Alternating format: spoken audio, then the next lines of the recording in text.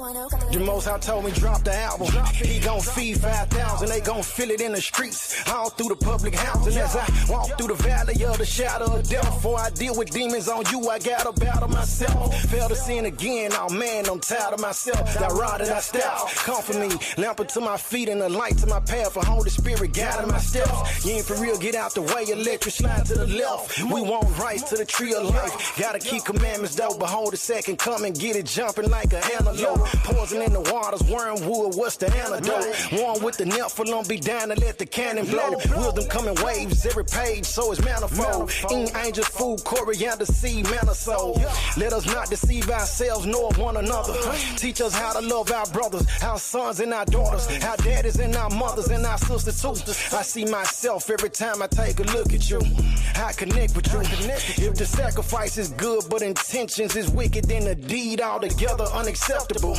Riches stored in the heavens like collectibles. Lately I've been working on being more accessible. Hosanna gave the orders, holy soldier waiting to execute. Sky crack, seas so-called black, everybody fall back. Mount drop, shock, yeah, electrocute.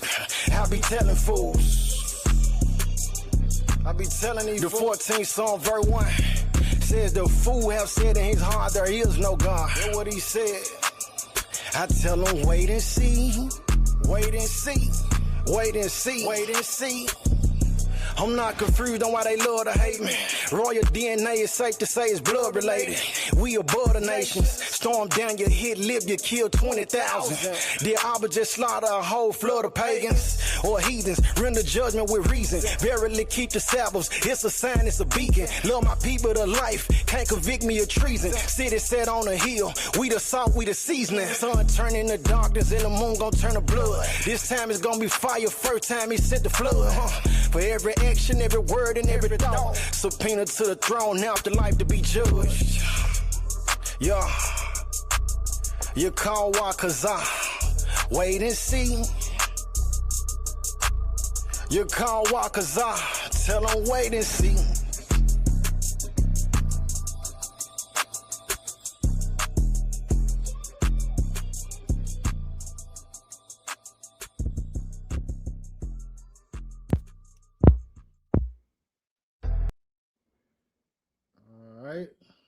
Shabbat shalom, peace and blessing to the chosen. I'll pray to the Most High. Drop a 7 in the comments for me if I'm coming through clearly on the audio. Before we go in with the message concerning the soul after death, drop a 7 in the comments for I just need 2 witnesses just to make sure. I'll pray to the Most High. Thank you. My peace and blessing to everybody who's tuning in, everybody who will tune in at a later time to catch it. Preferably the message be edifying, definitely about something that the world powers in many cases they try to keep hidden from us, or they don't shine light on it enough to where the byproduct of it is you have a lot of unbelievers in the world. So a lot of people end up moving and going through life with the mind state and mindset of a nihilist, or somebody who think there is no consequences that come after death. There's no such thing as the spirit realm, you know what I mean? But simultaneously, they show us all the distractions to keep us from having a mind state of believing otherworldly stuff like that. We see right now, Trump, U.S. government, they come out talking about the files being declassified for UAPs, UFOs. You know, they say they got like 4 different type of aliens, the Greys, the Andromeda, so on and so forth. So I'm saying that because we got to allow that thought to register enough to say, well, why did they try to keep it classified in the first place? And then we got to go further and say, well, if they felt that that was something to keep from the masses, then what else would they keep from the masses? All right, but those who the Most High, he done poured his spirit out on, which he said he would do that. We serve a just power, a just God. He ain't going to leave us without answers. He's not going to judge us without us having the ability or the capability to choose between right and wrong, to know what is and what ain't. All right, so these UFOs, UAPs, aliens that they talking about really is just demons. They really just fallen angels and the children of fallen angels. All right, but I'm saying it for our minds to go into a broader room of things to segue into what happened to the soul. A lot of people don't believe in spirits. They don't believe in demons and angels. They don't believe in devils. They don't believe in spiritual weapons like when people use hexes and voodoo and spells and hoodoo and all that. So neither do they believe in being able to cast demons out of people. Neither do they believe in laying hands on people that people be healed. They feel like, oh man, that's too far-fetched. But if we read the Bible and we true believers, we saying we serve the one who put that sun in the sky and it don't disobey not one day. You can bet your bottom dollar on it at 12 o'clock, noon, every day, he's going to be in the center of the sky. You can bet that. It don't transgress his commandment. It's under the commandments of the Creator, the God of Abraham, Isaac, and Jacob, the one who created everything, including man. The same one who created the soul. Said he created Adam from the dust of the earth and breathed into him, and he became a living soul, man. So the breath of life that's in us, this comes from the same Creator. All right, so why is this important? Because, like I'm saying, so many of the masses have been convinced and persuaded to believe that all to life is what we see in this plane, in this realm. And it's more than that. It's way more than that. Just as real as this realm is, so is the afterlife.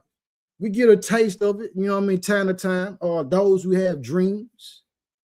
You know what I mean? And even beyond that, not only do you have a dream, but you had this vision to when you wake up out of that realm, back into this realm, it come to pass.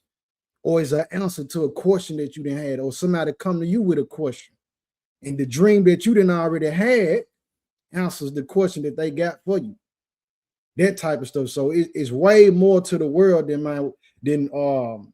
the wars, than politics, than the hatred and the racism, than the fights, than the entertainment, than the games, than the clothes and the designer. And on that, man, so many of us, so many people, we tried the designer for peace. We seeking peace, man. And we tried to design the clothes. We tried to get all the women that we can and fulfill our lust with them, or all the men that the women could to fulfill their lust with them. We tried the money, it didn't bring us peace. We got the foreign cars, it didn't bring us the peace that we wanted. We got the big house, it still didn't bring us the peace that we wanted. We got the attention, it still didn't bring the peace that we wanted. All right, so but the peace that we seeking is one that come from the Creator, that He didn't instill in us, family. And we'll never be able to experience that peace that we desire if we don't align with Him. All right, so within that, man, what happens concerning the soul after death? Well, prior to the way a person lives, the way that we go through day-to-day life, you know what I mean, handling one another, handling situations, you know what I mean, our relationship with the Most High. Are we obedient? Or are we serving the Most High, or thinking we serve Him based off the opinions of somebody else, not what He said, what we can read? That's one determining factor, because you're going to go to a place that's either one that's not favorable, eternal damnation, or to a place that is blissful. You know what I'm saying? And this is a place of peace. I'm going to open up with Ecclesiastes 7. Matter of fact, before I even do that, though, we are going to open up with that Ecclesiastes 7, but I want to show this video. Let me share my screen. This is going to be fair use for whatever creator, whatever content creator this is. Check this out, though, family. Let's see, go back here. Transport a patient. Let me go back. This life flight helicopter came to the scene of an accident to transport a patient. Pay attention. Now watch this as it lifts up in the air. You see the patient's spirit leave. Look at that. Now that is crazy. I want y'all to see this again. Look at that. This life flight helicopter came to the scene of an accident to transport a patient. Now watch this as it lifts up in the air. So, family, we don't know. We don't know when. Most time, we don't know when the Reaper gonna come knocking. We don't know how we gonna exit this realm, man. And that go for old, young, all in between, every race, no matter what your condition is. We don't know how we gonna go. But check this out. This particular individual went through something where they was gonna have to be airlifted. And watch what happened. You see the patient's spirit leave. Oh, right here. Them cameras get to catching it. You know, you look on camera, you see all these orbs flying around. Man, there be spiritual activity going on too. We say that this, here go the person's soul leaving. We know that it's not something that's just some kind of coincidence. Look at the angle. Look at the angle of which way it's going. Coming out of the plane, we see operation. We know the scene. Look at that. Look at that. Let me go back again. Hold on. Up in the air, you see the patient's spirit leave. Try to catch it. Look at that. It's finna come out right here, family. Watch this. Look at it. It's going up. It's going up, man. We know that the mass of whatever this is, if anybody want to question, it's not a bug. You know what I'm saying? This is not some kind of just a speck of dust. You know what I mean? It ain't even a collection of particles of dust. They two collected in uniform. Look at that. Yeah. So concerning the soul after death, when we die, man, what happened? Man, that's biblical. We're going to get that out the scripture. So like I was saying, the powers that be, they more spiritual than a lot of the masses. They believe in these demons. They believe in spirits. So much so that this is why they in these seances and going through the dark rituals, these dark practices that they take part in. All right, Ecclesiastes 7:2, though. This is where I'm going to open up at. Ecclesiastes 7:2. Because we all got to go this way. One way or other. One way or another, we all got to pass through that particular gate, man. I'm gonna start with I'm gonna hit one first. Ecclesiastes 7:2. Get your Bible, get your highlighters, your pens, your notebook. Write this down. Write it down, man. You want to keep this with you. Ecclesiastes 7:1 says, a good name is better than precious ointment, and a day of death than a day of one's birth. Verse 2, it is better to go to the house of the mourning. So M-O-U-R-N-I-G. M-O-U-R-N-I-N-G. The house of mourning, those who sorrowful, those who hurt. Like right now, there's a lot of people prepping for and taking part in funerals. May the Father's mercy be poured out on them. Battling the loss of life. But in this case, when people are in that state of mind, they're more receptive. Because the spirit and the soul have been touched with this sorrow. You're more receptive to receive the word of the Most High in a lot of cases. It says, it is better to go to the house of mourning than to go to the house of feasting. For that is the end of all men. And the living will lay it to his heart. So the living, we supposed to hear about death, tragedy, somebody passing away. And guess what it's supposed to do? It's supposed to convict us, family, to the point where we say, man, I need to check myself. I need to make sure that before I go through that, I'm aligned with the Most High. This should be powerful enough for any grudge that you got Any type of feelings that you got that's ill, that'll cause you that when you stand before the throne of the living power to give account for your soul. Now you letting all that go. You trying to make sure you as pure as possible. But we've been flooded through the news stations, through the movies, through the music. You know what I mean? Just through statistics, period. All this death. So much so, we didn't wax callous. Now we desensitized to death. It don't even move us. Yeah, just another one. Okay, hey. It don't outrage us. It don't cause us to question our own existence to say, man, what am I doing? Man, that little problem that I had with sister or with bro, whoever, I need to let that go. Man, I'm stressing about this money right now, man. This ain't nothing compared to what's gonna come. I'm stressing about being behind on my light bill. Man, that ain't to be compared to death, because once we pass, it ain't no coming back, man. Unless the Father say, I'm sending you back to give account about what's going on. All right, so but because we don't respect death, we don't respect life. So we go through life doing what? We doing whatever we want to do, day to day, without a thought of the Most High, without a thought of judgment, without a thought of the consequences. No real sincere thought. We feel like, as a matter of fact, I'm gonna see tomorrow. Hey, I got 20 years before I get my life right with the Most High. Hey, I can do this for the next 15. I'm young. This is what a lot of people thinking, and they being fooled by the adversary. But he say, go to the house of mourning.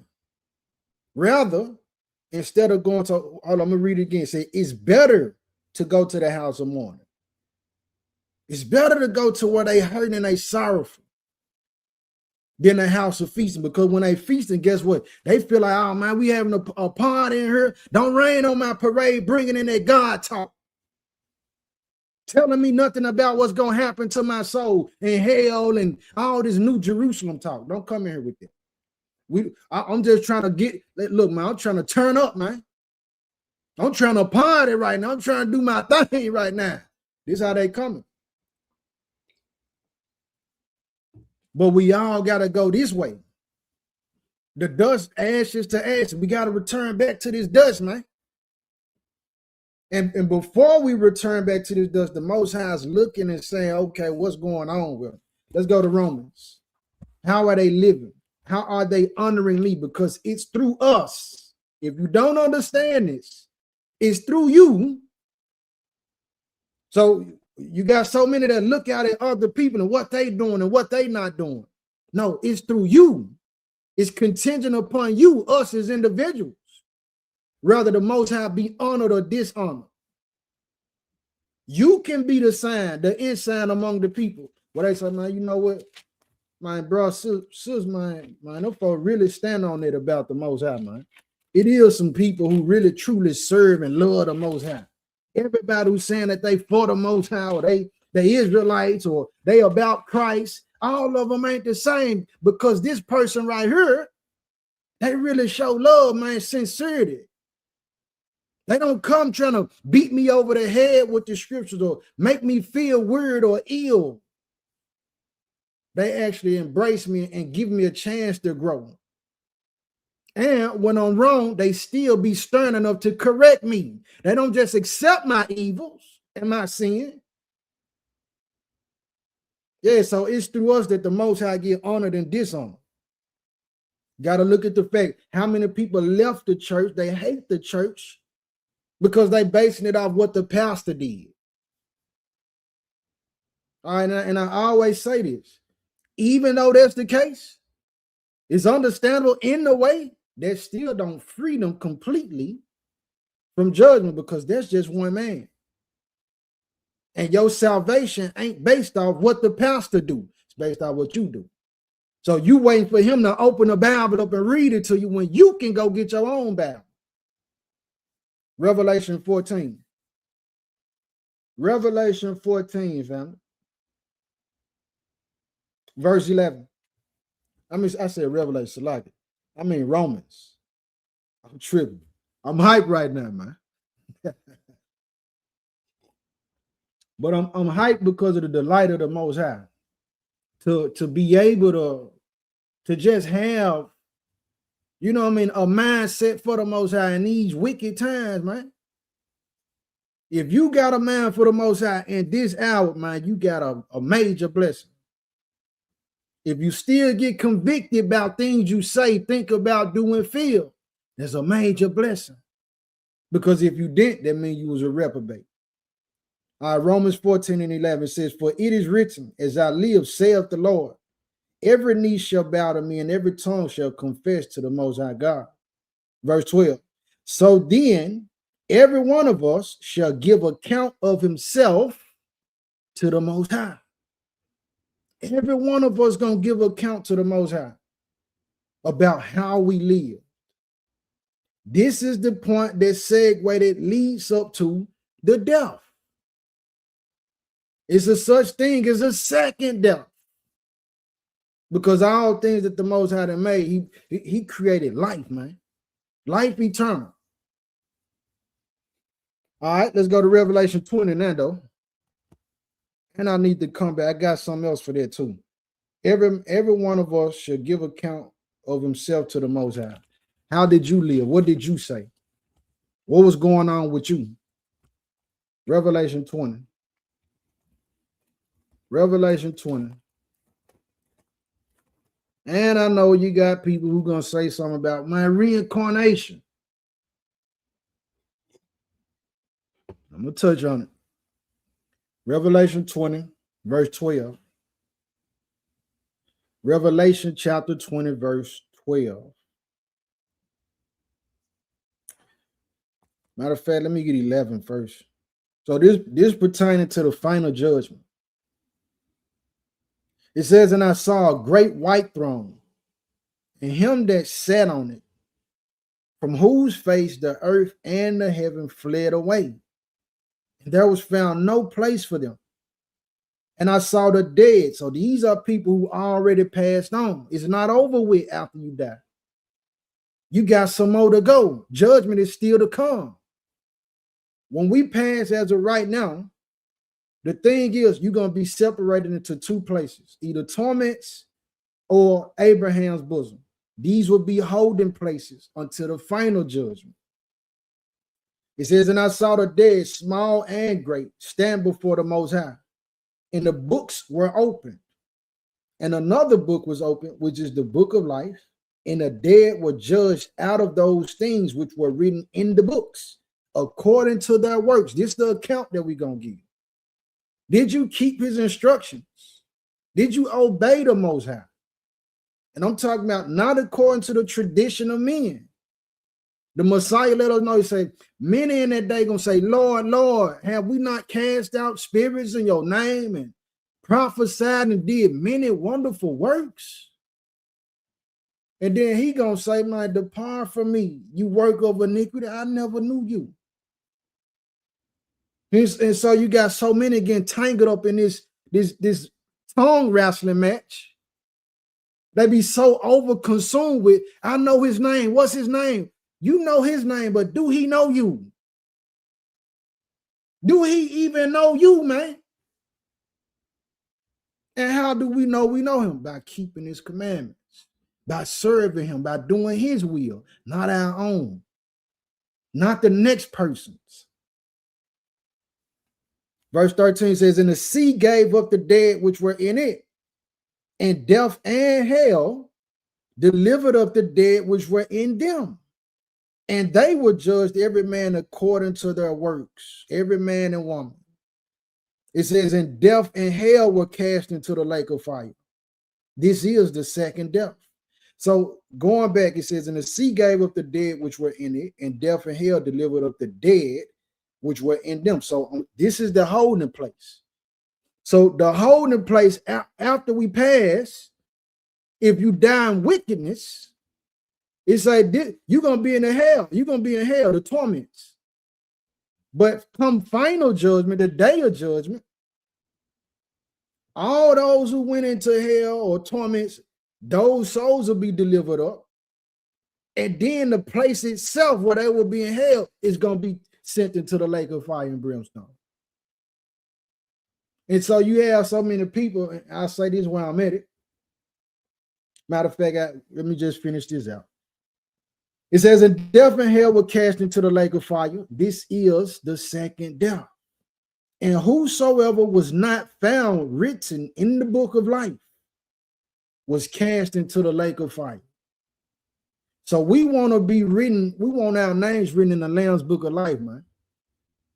We want our names to be inscribed boldly because we desire the white robe with the white stone that got a name in it that don't nobody know, nobody ever knew but the Most High, to get a new name. So as we battling, we going through this pressure that been on believers. These attacks that we've been going through, man, whether it's through the justice system, so-called, definitely in America, I don't know how this country could actually have a justice system, seeing that the country itself is based and built off blood. If we're going to start with some justice, we need to go, hey, who was these people who first of all, they came and slaughtered so many of our people? Took over the land. They need to be held accountable first. They ain't even saw justice yet. So how can heretofore any other justice come from the same system? That's hypocrisy. All right. Nonetheless, the way that we in the pressures of life, family, none of those things are to be compared to what's to come. The time that we hear is like a vapor. It's such a short time, even 90 years. Even if a person live 100+ years, that's a short time compared to eternity, man. So while we here, a part of the goal of the dark forces, the dark kingdom, Hashatan, his cohorts, his ministers, is to make it hard for the believers. They want us to crash out. They want us to stop believing. They want us to give up. They want us to off ourselves. They want us to forfeit our seats into the New Jerusalem. They want us to forfeit the glorified bodies. I'm going to keep reading Revelation 21. Watch this. It says, and I saw a new heaven and a new earth. For the first heaven and the first earth were passed away, and there was no more sea. So I'm going here because I see arguments online. I even had a conversation with one of my cousins earlier this week. And the conversation was pertaining to America being our land. We was always here. The history books about slavery is wrong. The land that they saying is Jerusalem and Israel across the waters is the fake land. These are the type of conversations that people are getting caught up in. Me, I'm not concerned with that because I'm reading this. So while people prepping themselves to take pride in this land and this earth, the Most High said it's going to be a new one. I'm not trying to get attached to nothing that's going to get wiped away anyway. He said it's going to be a new heaven and a new earth. Why are you holding on to this one? Why are you so focused on this one that's polluted and corrupted? They got so much pain and hurt, negativity. You can feel the evil. Go outside and feel it, man. Sit in your house and feel it. And it's being increased continuously. These birth pains. But something else that's happening is proving who belong to him. It's proving who belong to the Most High. And so many people, they talk about vibrations. They say you got to come up on your vibrations. Well, why are you operating in such a low vibrational plane? If we going to talk like that. We focusing on the higher thing. I'm a pilgrim in this earth. And so are all those who truly believe, man, we pilgrims here. because it's a new heaven, a new earth, and to inhabit it, guess what? You got to have a new body. You got to have a new body, man. Verse 2 says, and now John saw the holy city, New Jerusalem. I'm not 100% concerned with the Jerusalem that wherever it is. I'm not concerned with the current Jerusalem. Said the New Jerusalem coming down from a higher out of heaven, prepared as a bride adorned for her husband. And I heard a great voice out of heaven saying, behold, the tabernacle of God is with men, and he will dwell with them, and they shall be his people, and God himself shall be with them and be their power. And God shall wipe away all tears from their eyes, and there shall be no more death, neither sorrow nor crying, neither shall there be any more pain, for the former things are passed away. And he that sat upon the throne said, behold, I make all things new. And he said unto me, write, for these words are true and faithful. Everything gonna be made new, man. So as we leading up to this the real new world. The devil, he just want to be like the Most High. So he get his ministers, his politics, his kings, his queens, his law enforcement, his armies. He get them to put out the word. Man, this is the new world order. Now we're talking about George Bush Sr. Whatever, the George Bush, all of them, the rest of them. A new world order. Yeah, he want to be like the Most High. The real new world order is what we reading right here. It ain't going to be no wickedness. So everybody who putting on for evil and they saluting the wicked and they glorifying and gloating in darkness and they got the opportunity, the Most High grace so good. He said, man, I even give you a chance to be evil, man. If that's what you want, I'm going to give you a chance to choose that. He ain't forcing none of us. He ain't forcing not one single soul to say, hey, you got to be with me. You're not lying, man. You got your own choice. You want to be evil, hey, but you got to accept the reward that come with that.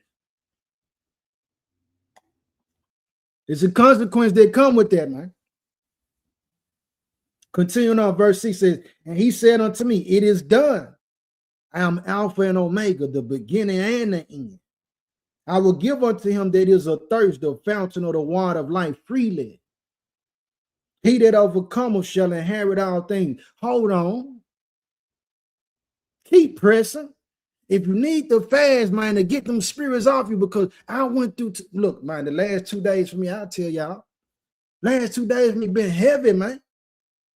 You talking about upset, frustrated, because the pressures of life. But none of it, no matter what we face, no matter what we dealing with, nothing of it can be compared to the glory to come if we endure to the end, man. This is what we signed up for. This is what we go through, and we witness the ridicule, and we get alienated from people and from society for.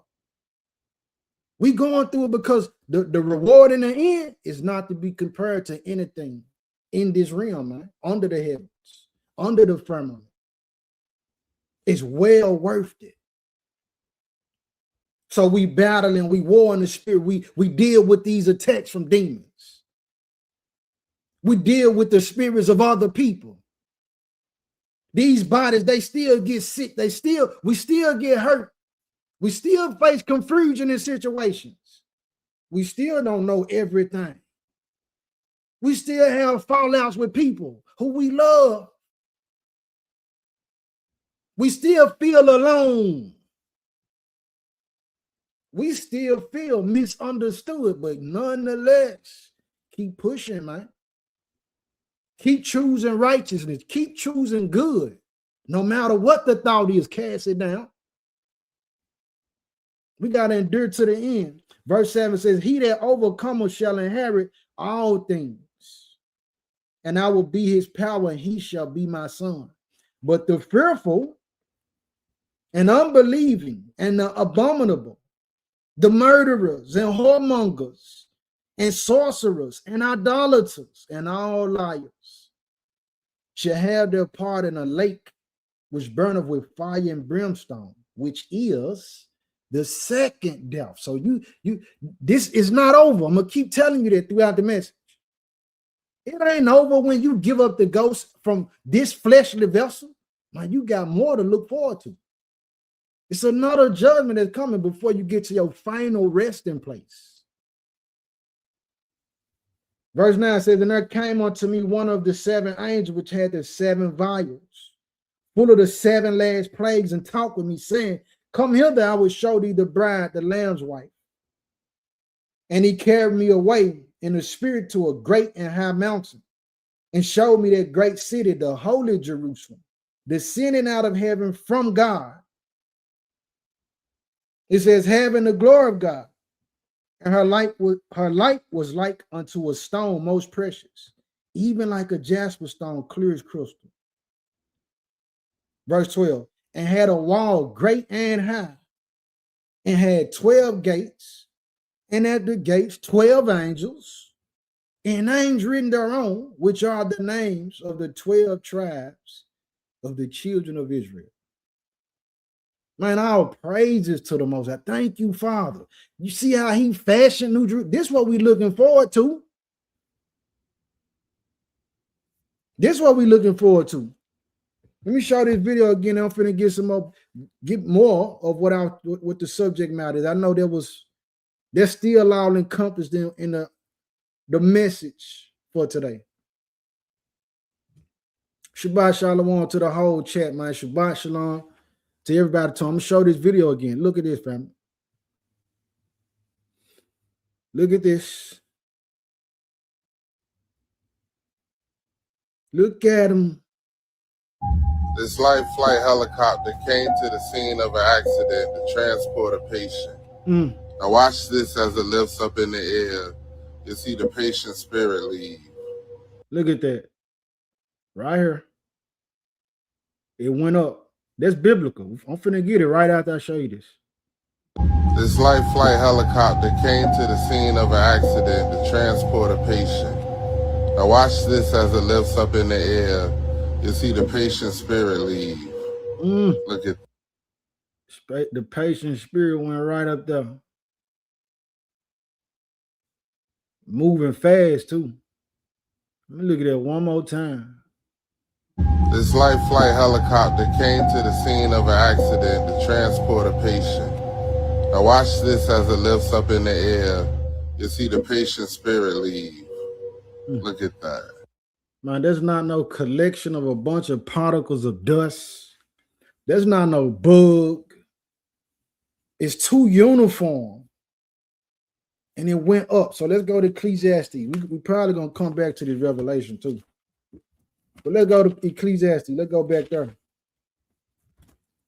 Ecclesiastes, man. I'll pray to the Most High for his word, man. Ecclesiastes 3. I'll pray to the Most High for his word. So concerning the soul after death, which direction did that soul just go? Drop it in the chat. Which way did it go? Ecclesiastes 3. Man, which way did that soul go? Drop it in the chat for me, family. I need to know something. Ecclesiastes 3. Up. Only one round, but that's right. All right, now check this out. Ecclesiastes 3. There we go. Ecclesiastes 3. Man, let me see. Okay. Yep. I'm gonna go with man, I always do that too. I'm gonna get right on it. 21. It says, who knoweth the spirit of man that goeth upward, and the spirit of the beast that goeth downward to the earth? Who knoweth the spirit of man that goeth upward? Which way did the soul just go? It went up. So the question is posed, well, Why did it go up? Where was it going? What was the reason for that? Because here's the thing. This was another reason why I'm talking about this on the subject. I done said it already. We're not being encouraged to understand and to take to heart a serious account that we have to go and give account for our life, the way that we live to the Most High when we perish. So they got to go, all of us, whether you righteous or wicked. The ones who live and say, man, well, it ain't no such thing as God or the Most High, the Creator, whatever. When you pass, you finna go up and you're going to go see him first. Why? To give you full assurance, oh, man, that was real. What I was hearing about in my life, man, that was real. He's real. It ain't going to be no more question. Everybody going to be believers in the end. Whether you feel like you don't know, you confused, or you just 100% for the devil, or if you say, man, I serve the Most High, I'm going to live in righteousness. I'm going to walk in the light. So the ones who die, who feel like, man, I don't know, man, we finna kill all the confusion. This is how the Most High got it set up. So when we give up the ghost, we give up our spirit, we leave these bodies, because this ain't nothing but a vehicle anyway. The truest part of us, our souls and our spirit, leave these bodies. We got to go. Oh, okay, there's him right there. There's him right there on the throne. And then from there, we get taken to our respectable places.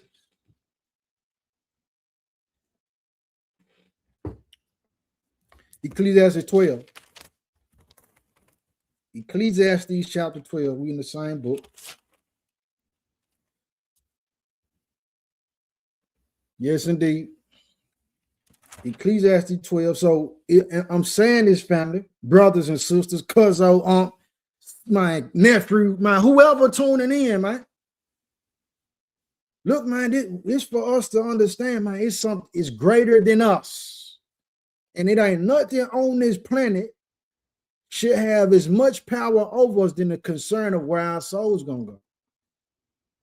It ain't gonna be worth it in the end, man. Ecclesiastes 12. Verse 7 says, then shall the dust return to the earth as it was, because that's where the Father formed us from.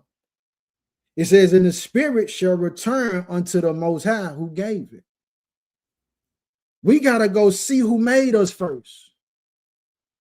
And once we go there, it's going to give full clarity, like, man, if we already, I knew it, we thankful.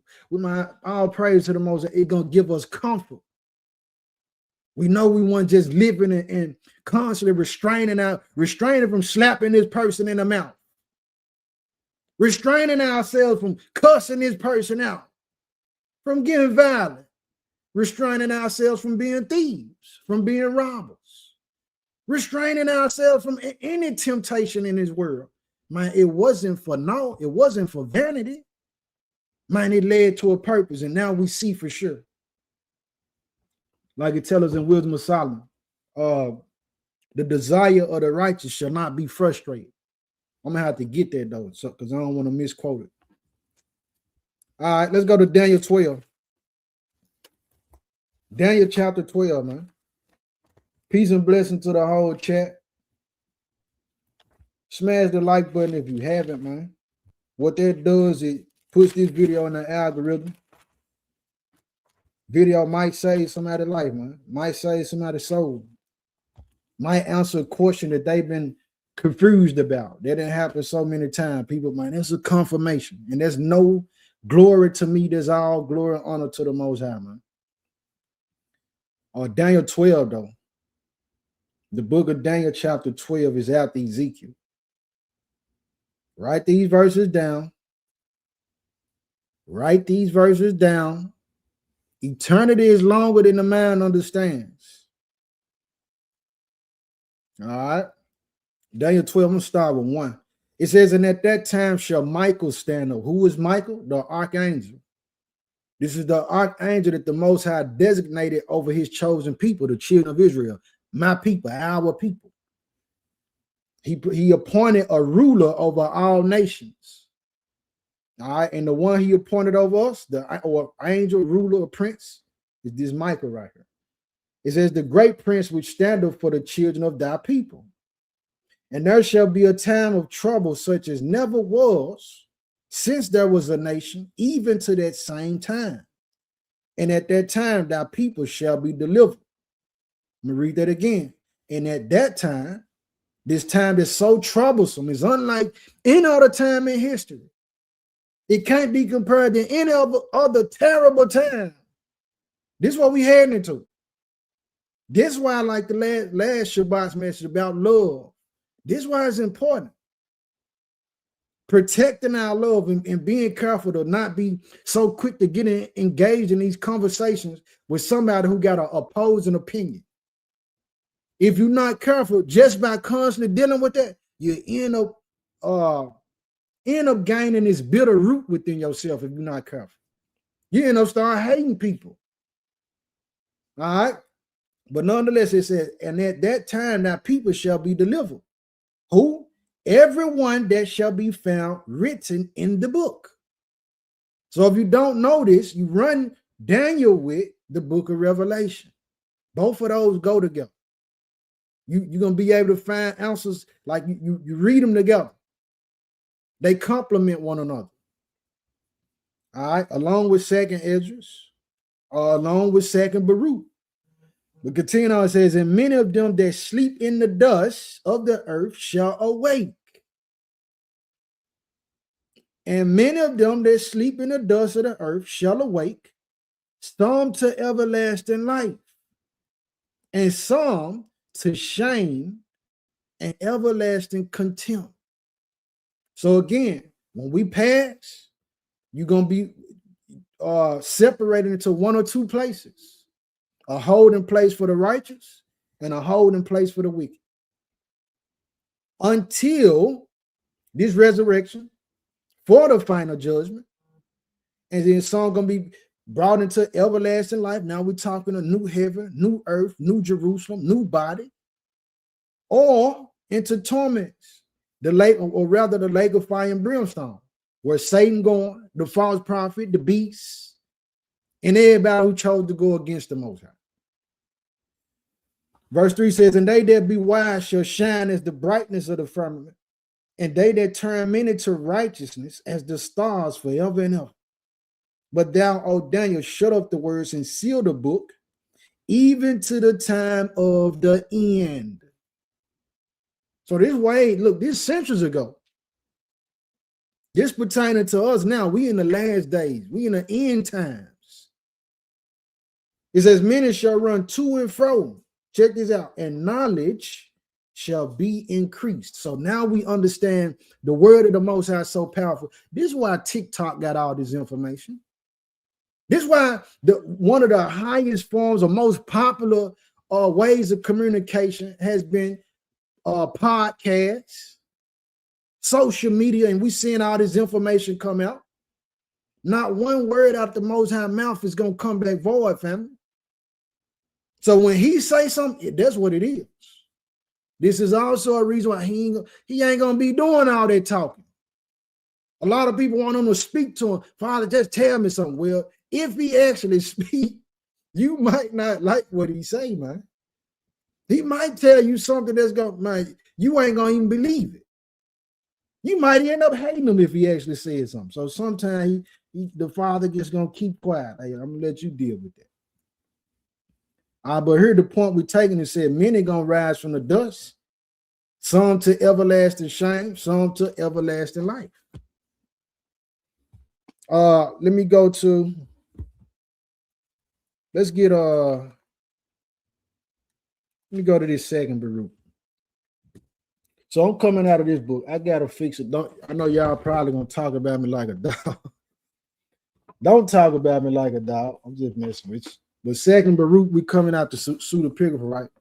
We're going here to see how these bodies, these new bodies, because I keep talking about it, the new body, and what's going to happen to those who actually inherit the kingdom and those who miss it, those who don't. What happened to the concerning the soul after death? So I'm in Second Baruch. Second Baruch, I'm in 48, man. No, I'm gonna start with chapter 49, and I'm gonna read down. So this same Baruch, when you read in Jeremiah, the son of Neriah, this is the same one who was working with Jeremiah the prophet. So this is not some prophet, author, or vessel who the Most High touched this, not powerful or renowned. This is the same one who, when you read in the Apocrypha, Apocrypha over here, the book of Baruch. All right, so the Most High dealt with this particular individual as well, man. And he asked some wonderful questions for us to take to heart. So I'm in Second Baruch 49, says, nevertheless, I will again ask from thee, Almighty One. Yeah, I will ask mercy from him who made all things. Watch this. In what shape will those live who live in thy day? So he asking about the body. After we perish, what's going to happen to these bodies? It says, or how will the splendor of those who are after that time continue? Will they then resume this form of the present? We still going to look like this? It says, and put on these entrammeling members, which are now involved in evils again, being sick. Some people need to be amputated. You on dialysis, blood sugar low, having high blood pressure, these type of things, acid reflux, all this type of stuff. That's what he asked them. He says, and in which evils are consummated? Or wilt thou perchance change these things which have been in the world as also the world? Change these things in the world as also the new heaven is going to require everything to be new. It ain't going to be no demons in the kingdom to come, because they consist of the old. They consist of old matter. And anything that's consistent of the old matter, it can't inhabit the new. Chapter 51 says, and he answered and said unto me, hear, Baruch, this word, or Shema, Baruch, this word, and write in the remembrance of thy heart all that thou shalt learn. For the earth shall then assuredly restore the dead. Did we just read in Daniel, said those who sleep in the dust of the earth? For the earth shall then assuredly restore the dead, which it now receives, in order to preserve them. It shall make no change in their form, but as it has received, so shall it restore them. So the way we go to the dust, what we pay, okay, like something that's viral right now, it was a woman. She didn't have her hand. Her hand was cut off, but the police officer pulled her over. She ended up going to jail, if I'm not mistaken, because he's saying she had some device in her right hand. Get up on the car, she ain't even got a hand. So how was she? What are you talking about? But I'm saying that to say that individual, if you got one hand when you pass, initially, this is how you're going to be resurrected. And it's going to tell us why. Watch this. It says, and as I delivered them unto it, so also shall it raise them. For then it will be necessary to show to the living that the dead have come to life again, and that those who had departed have returned again. So this is so a person will be, oh man, that ain't little Lewis right there, man. That ain't Kenny. Now we remember that's Kenny because Kenny always had the cross eyes. He still got cross eyes, man. Know what I'm saying? That's him. Or either he had one leg. You know what I'm saying? So you're gonna know for sure that this is the same individual, but it's only initial. And I'm not saying that to be disrespectful to nobody. So have mercy on, if please don't take that comment the wrong way. It says, and it shall come to pass when they have severally recognized those whom they now know, then judgment shall grow strong. And those things which before were spoken of shall come. And it shall come to pass, when that appointed day has gone by, that then shall the aspect of those who are condemned be afterwards changed. So first we're going to recognize, oh, this the same person. And then the change begins. It says, in the glory of those who are justified. So rather we die in wickedness, or people die in wickedness, or rather they die in righteousness. First, they're going to be resurrected, to remember, these the same ones. And then the body's going to change for either worse or for better. It says, for the aspect of those who now act wickedly shall become worse than it is, as they shall suffer torment.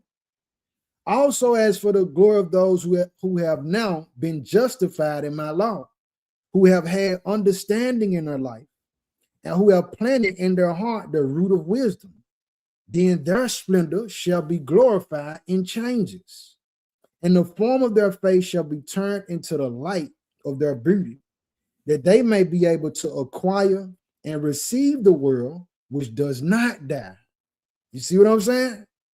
The new world to come gonna require a new body, but you only require a new body by serving the Most High, man, which is then promised to them. For over this above all that those who come then lament, that they rejected my law and stopped their ears, that they might not hear wisdom or receive understanding. So we at a point you can't be so tied up and people don't want to hear God's word today. Trust me, in the end, they gonna long for it. You keep doing what you doing. He said, he that have an ear, let him hear. Said, let me get it. Hold on. I'm gonna come back to that second root.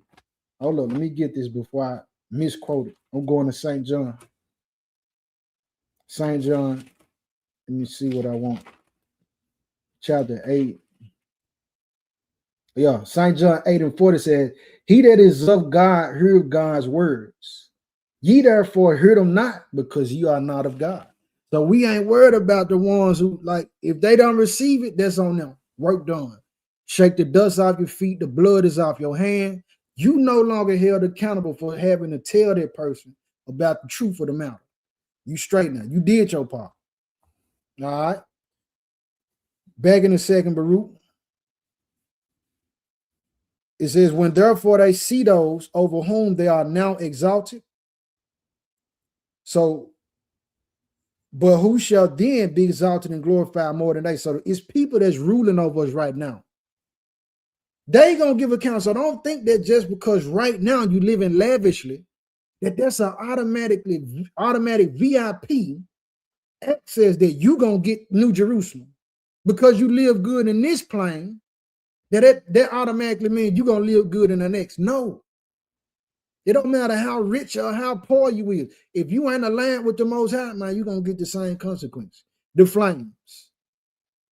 If you are aligned with the Most High, rich or poor, you're gonna get the same consequence, the kingdom.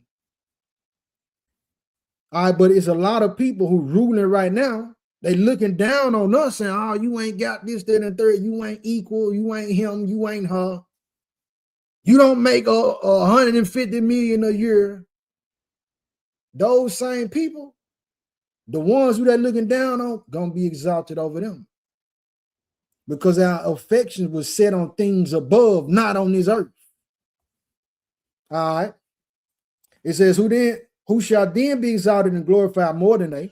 They shall respectively be transformed, the latter into the splendor of angels, and the former shall yet more waste away in wonder at the visions and in the beholding of the forms. For they shall first behold and afterwards depart to be tormented. So what happened when you die? First, you're going to go up there. You got to go visit the one, the Holy One of Israel, the Creator, the Father of Lights, the Ancient of Days, the Lord of Spirits, the God of all flesh. You got to go see him first. You got to go check in with him for him to show you, hey, look, man, you thought it was a game, right? Or, man, you know what? I'm so proud of you. My daughter, my son, I'm so proud of you. Yeah, what you believe was facts. They tried to tell you that it wasn't. And then you depart into where you're going. If you're going to be tormented, into torment. We're going to get that too. We're going to cover that too, family. Don't worry. Do not worry. Continuing on, though. I really love this part. Verse 7 says, but those who have been saved by their works, and to whom the law has been now a hope and understanding and expectation and wisdom, a confidence, which if you don't know, you can't get into the kingdom without wisdom. It says, shall wonders appear in their time, for they shall behold the world which is now invisible to them. So this is what I'm trying to remind the people of. This is a part of the message and the call to action for in perspective. Let us not be so set on what's going on in this realm, man. The enemy gonna try to do everything he can to pressure us into forfeiting our salvation, man. He wants you to crash out. All right, it says, this invisible, though. Let me read that again. For they shall behold the world which is now invisible to them, which is present now. But the Most High haven't given us eyes to perceive this kingdom. That'll take another message. However, it says, and they shall behold the time which is now hidden from them, and time shall no longer age them. We're talking eternity. We ain't no getting old no more, old and frail. Ain't none of that going on no more. It says, for in the heights of that world shall they dwell, and they shall be made like unto the angels, and be made equal to the stars, and they shall be changed into every form they desire, from beauty into loveliness, and from light into the splendor of glory. For there shall be spread before them the extensive paradise, and there shall be shown to them the beauty of the majesty of the living creatures which are beneath the throne, and all the armies of the angels, who are now held fast by my word, lest they should appear. All right, so we remember the prophet was on the mountain. The king sent a drove of 50 men to go get him. And the prophet is on top of the mountain with his servant, and his servant is worried, saying, man, these dudes, and they coming to get us. And the prophet said, Father, open his eyes so he can see. And then he opened his eyes, his spiritual eye, where he see, man, the whole mountain was covered with warring angels with horses and chariots. Like, man, we protected about 10,000. What they got ain't nothing. Or we talking about what we read in Joshua, when Esau coming to try to kill his brother Jacob, but the Most High sent the angel to meet him in the way. And the angel appeared as multiple angels, warring angels. Like Esau, like, man, I need to change my mind. I can't go slay my brother. He got these folk with him. Because he asked, man, where y'all coming from? Yeah, man, we the servants of Jacob, man. So this spirit realm that so many have been persuaded to not give any thought to. So they base it off YOLO. You only live once. But they tweaked it to where instead of taking that mindset, because it is true in a sense of this realm, to live a righteous life, they say you only live once, so let me do all the evil that I can. Let me fulfill the lust of my flesh as much as I can before I die. Giving no thought to it's consequences in a life after this. It's not over when you give up the ghost from this vessel. Continuing on, man. It says, and held fast by a command that they may stand in their places till their advent comes. Moreover, there shall then be excellency in the righteous, surpassing that in the angels. So these glorified bodies is going to be more majestic, more beautiful, more powerful, more everything splendor, more than angels. Remember what the Messiah said when the Pharisees asked him about, well, it was this one woman who had 7 husbands and they all was brothers or whatever. He said, man, y'all are not knowing scripture. He said, man, in the resurrection, people ain't like, they like angels. You're going to have glorified bodies, those who live a righteous life. Let me see if I want more on this. I'm going to go ahead and finish it. Let's see. It says, for the first shall receive the last, those whom they were expecting. And the last, those of whom they used to hear that they had passed away. For they have been delivered from this world of tribulation and laid down the burden of anguish. For what then have men lost their life? And for what have those who were on the earth exchanged their soul? People selling their souls right now to live good on this earth. They selling their souls to be a part and gain status and recognition in a world that's dying and decaying. In a world that's overrun with sickness. This is what they want. They want to be established here. No, man. All of this getting wiped out. Most High said, I'm going to do it again. I'm going to give a new heaven and a new earth. This time it ain't going to be like Noah. So I'm getting rid of everything that's old.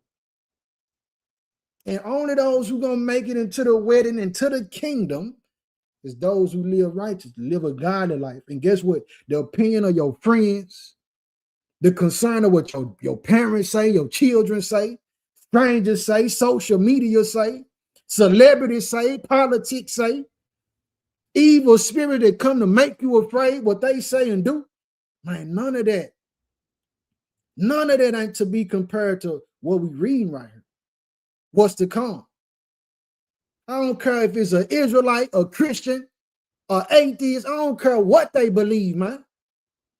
None of these folks ain't gonna give account for your soul for you. So you make sure you do what you supposed to do. That's what we get caught up in. You trying to do what the next brother doing. Getting caught up in these conversations, like I said, worrying about right now more than what's to come. I'm not telling you to just completely, be oblivious to it. I'm saying that's not to be held in a higher regard. So continuing on. It says, but then they chose not for themselves this time, because they chose the present, which beyond the reach of anguish could not pass away. But they chose for themselves that time, whose issues are full of lamentations and evils. And they denied the world which ages not those who come to it. And they rejected the time of glory, so that they shall not come to the honor of which I told thee before. And I answered and said, how can we forget those for whom woe is then reserved? And why therefore do we again mourn for those who die? Or why do we weep for those who depart to Sheol? Let lamentations be reserved for the beginning of that coming torment, and let tears be laid up for the advent of the destruction of that time. But even in the face of these things will I speak. And as for the righteous, what will they do now? Rejoice ye in the suffering which ye now suffer. For why do ye look for the decline of your enemies? This ain't even the main focus. We ain't even finna be so focused on the decline of our enemies. It says, make ready your soul for that which is reserved for you, and prepare your souls for the reward which is laid up for you. This is what the focus is. I'm going to show the video again in case you came in late. Concerning the soul after death, in case you came in late. Look at this. This life flight helicopter came to the scene of an accident to transport a patient. Now watch this as it lifts up in the air. You'll see the patient's spirit leave. Look at that. Now that is crazy. I want y'all to see this again. Look at that. This life flight helicopter came to the scene of an accident to transport a patient. Now watch this as it lifts up in the air. You'll see the patient's spirit leave. Look at that. Man. Now that is crazy. I want y'all to see. Man, look at him. He going up there. He going up there. He done crossed over. He done crossed over. What we read in Ecclesiastes, man, we all got to go their way. We all got to go their way, family. But when we do, what is going to be for us?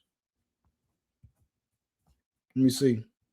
All right, so what's going on, though? So just, let's get a little more information about spirits. Which I did a message, or rather the Most High blessed with a message as pertaining to spirit. I'm going to have to do it again because they took it down.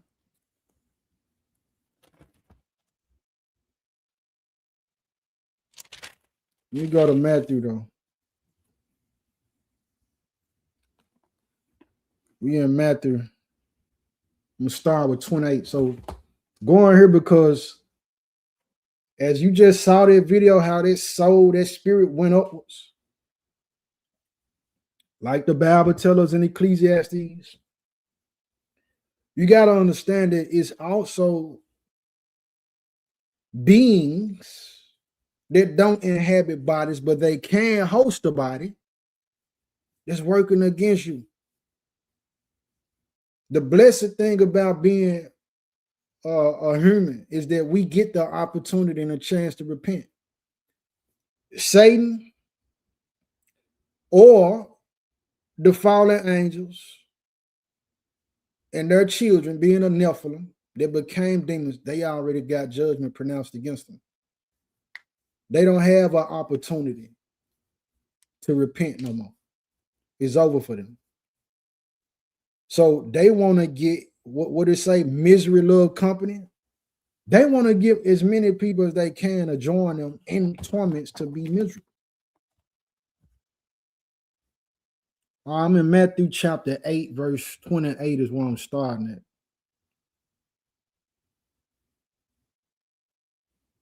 Yes, indeed. You know, you posted a script about Baruch in case anybody was wondering. It says, then Jeremiah called Baruch the son of Neriah, and Baruch wrote from the mouth of Jeremiah all the words of the Most High, which he had spoken unto him upon a roll of a book. Yeah, so we right here in Matthew 8, 28 though. All right. It says, and when he was come to the other side into the country of the Gergesenes, there met him two possessed with devils. Two people possessed with devils. This is what we got to understand. Because I heard this in the community of Israelites. And even there's a lot of Christians and people who don't really have a religious foundation at all or spirituality. Even those who would say, well, I'm spiritual, I'm not religious. You got to understand, man, the devil is cunning. He's subtle. And one of the ways he can trick people is to make them think that devils don't possess people. You got people around here, they blame it and don't say, well, man, that's just some type of, it can be explained through science. The doctor diagnosed them with something where really what the doctor's saying is nonsensical when we're dealing with the facts that spirits are real and everything is spiritual. Dude got a demon in her, man. The sister got demons in her, and she won't be freed or delivered from that if she don't even know that what she battling with is something that she have to contend against with spiritual weapons. Now we're talking about fasting and all of that. But see, when people be sick or dealing with something and they want to explain it off through science, it takes the mind of the individual from referring to or reverencing the Most High. It takes them from reverencing the spiritual realm, which again, leading up to what happened to you, where your soul go after you die, end up being an unbeliever and dying as an unfaithful person. All right. And when he was come to the other side into the country of the Gergesenes, there met him two possessed with devils, coming out of the tombs, exceeding fierce, so that no man might pass by that way. So these dudes hanging out in the graveyard. It says, and behold, they cried out, saying, what have we to do with thee, Yeshua, thou Son of God? Art thou come hither to torment us before the time? So here it is. I'm telling you, these demons, they already know. They know what their judgment is. They know they're going to be tormented. They say they know it's an appointed time. They know who he is. They know who the Messiah is. They like, man, hold up. Man, you disrupting the order. You finna come torment us before the time? That ain't right. This is how they really come. And so knowing that they have a appointed time to be tormented, they want you. They want you. They want to host you. They want to possess you. They want a body to live in. They want to wreak havoc and destruction through another vessel and cause other people to fall and go to the lake of fire and brimstone. Verse 30, and there was a good way out from them and heard of many swine feeding, these pigs. This your pork sausage. This is what your chitlins come from. This is where your pig feet come from, your pig snout. It says, so the devils besought him. These spirits now. You know what I mean? You got people teaching where Esau is the devil. Esau can be hosted by a devil just like an Israelite can be hosted by a devil. We ain't gonna get so caught up on that vessel. So the devils besought him, saying, if thou cast us out, suffer or allow us to go away into the herd of swine. And he said unto them, go. And when they would come out, listen to this. These are demons that's in the body of men. But they say, hey, look, let us transfer into these animals. So that's telling you that these animals can be possessed. They can have spirits in them. They can have demons and devils in them. And he said unto them, go. And when they would come out, they went into the herd of swine, and behold, the whole herd of swine ran violently down a steep place into the sea and perished in the waters.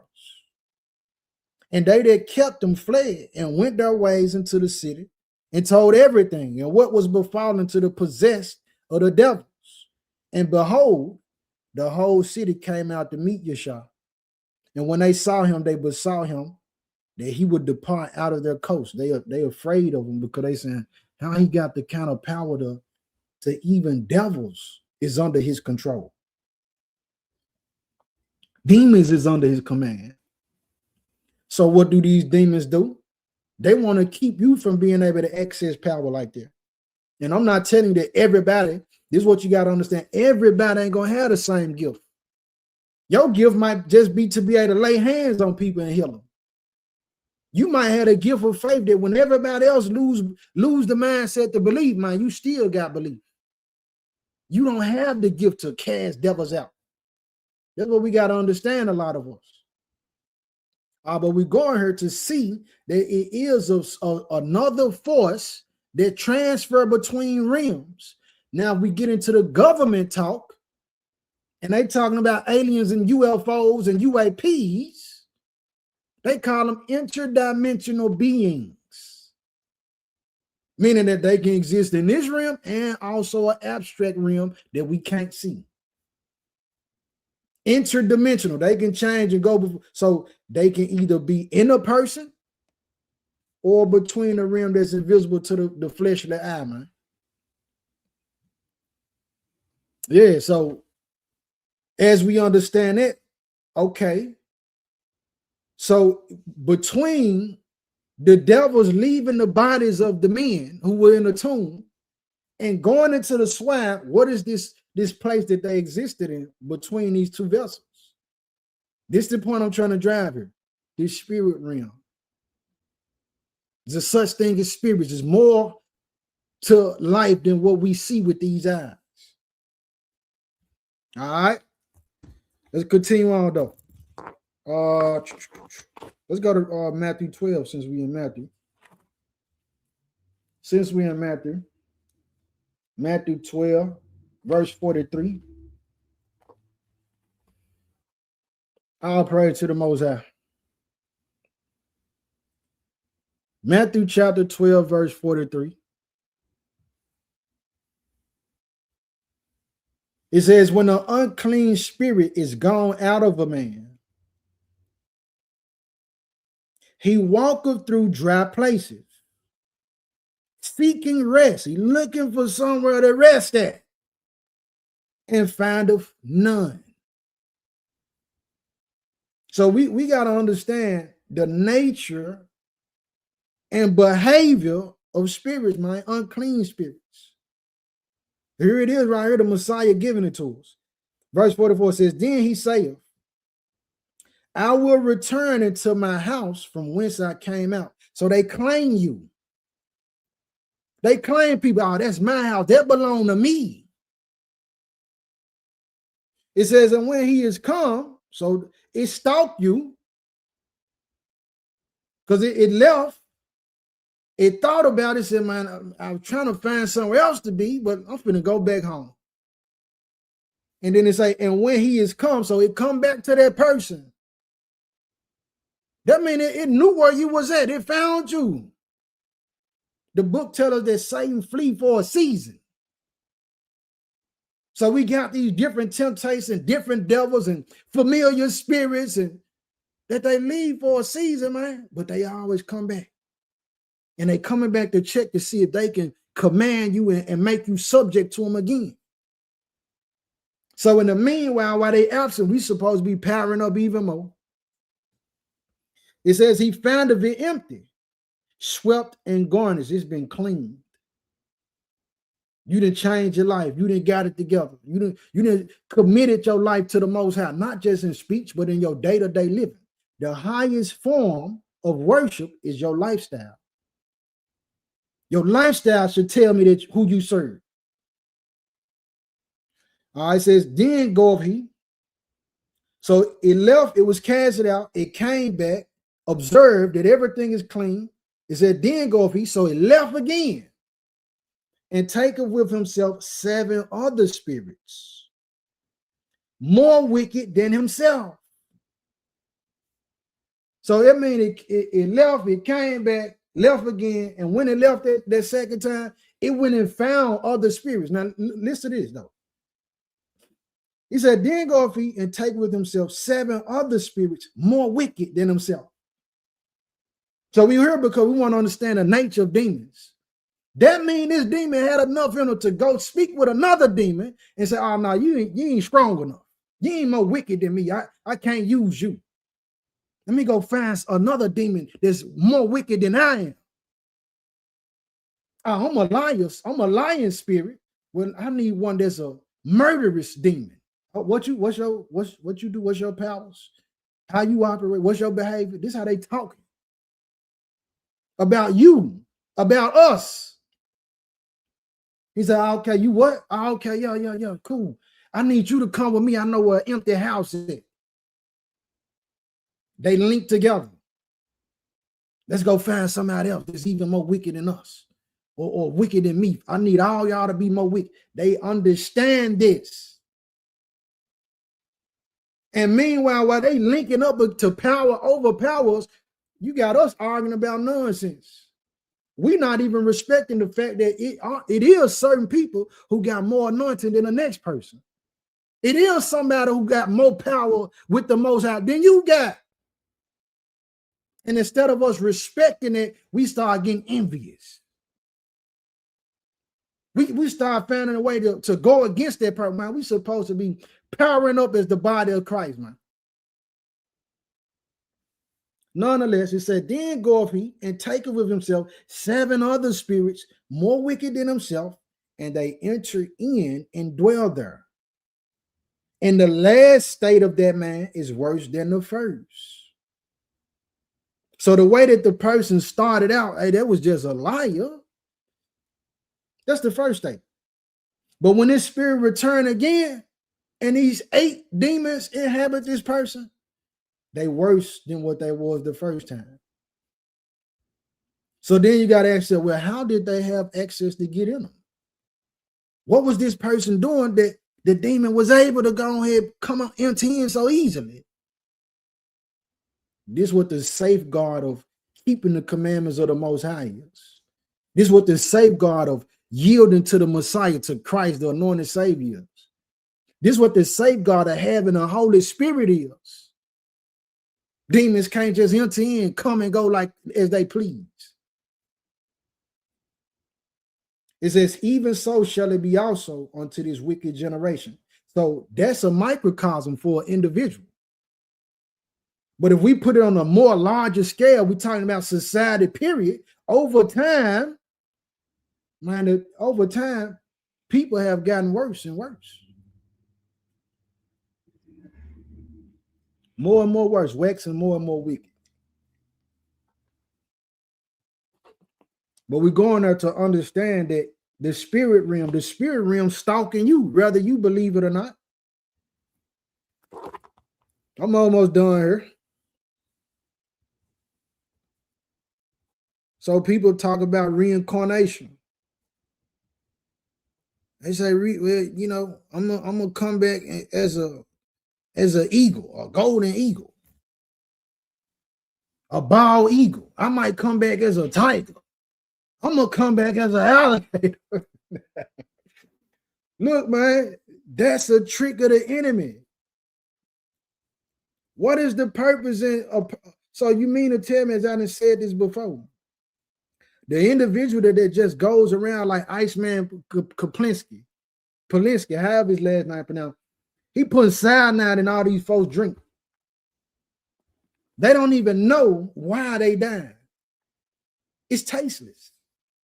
He put cyanide in all they drink. You mean to tell me he didn't accumulated 1,000 bodies?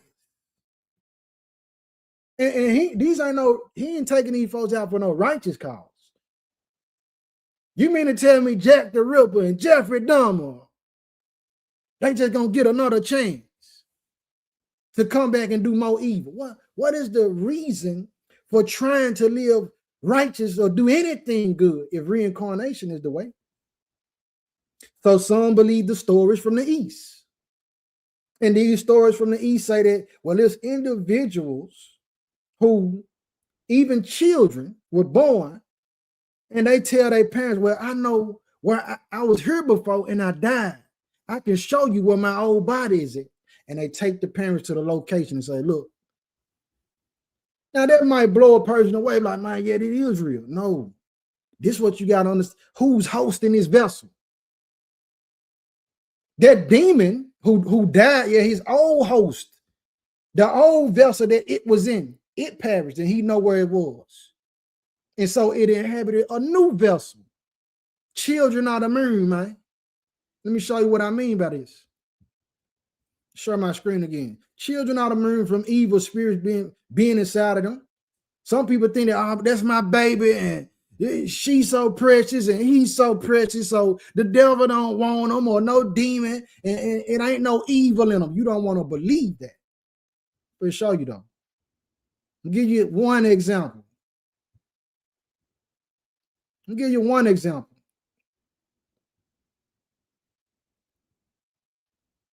Says they labeled a child a psychopath.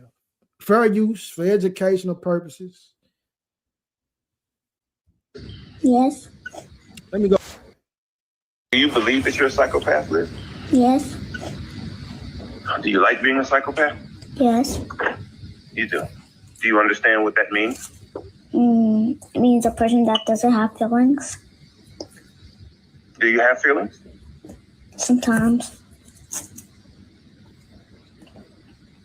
Okay. When do you try to hide your behavior from me so that I don't know about it? Yes. Do you know why you keep your behavior from me? Fair use, YouTube, I'm showing this video for educational purposes of the mentality of a child. This is not, for any type of derogatory or, offensive claims against the child or the family. I got to make this disclaimer, family. This is for educational purposes as we observe to see what's going on with this child as she's having this conversation with the man or whoever this is that's speaking with her. Hey, if mommy and daddy disappeared and you never saw us again, would you care? Do you want to ever see us again? Or I mean, I would go to synagogue so I could get the stuff that I want. She said, he asked if you never saw us again, basically how would that make you feel? She got quiet. And then she said she'll go to Santa Claus' house and do what she wants. In other words, No, it don't even matter to me. I'm finna go out there Santa Claus when I don't see y'all no more. And keep in mind, I posted a video on the channel, Attack on the Children. I want to say it was flagged.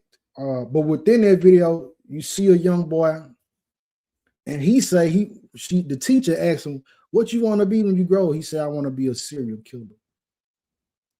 So I'm showing this to show just because a child, yeah, we want to believe they are innocent, but spirits are real, and the spirit don't care how young you are, how old you are. It need a vessel to inhabit, man.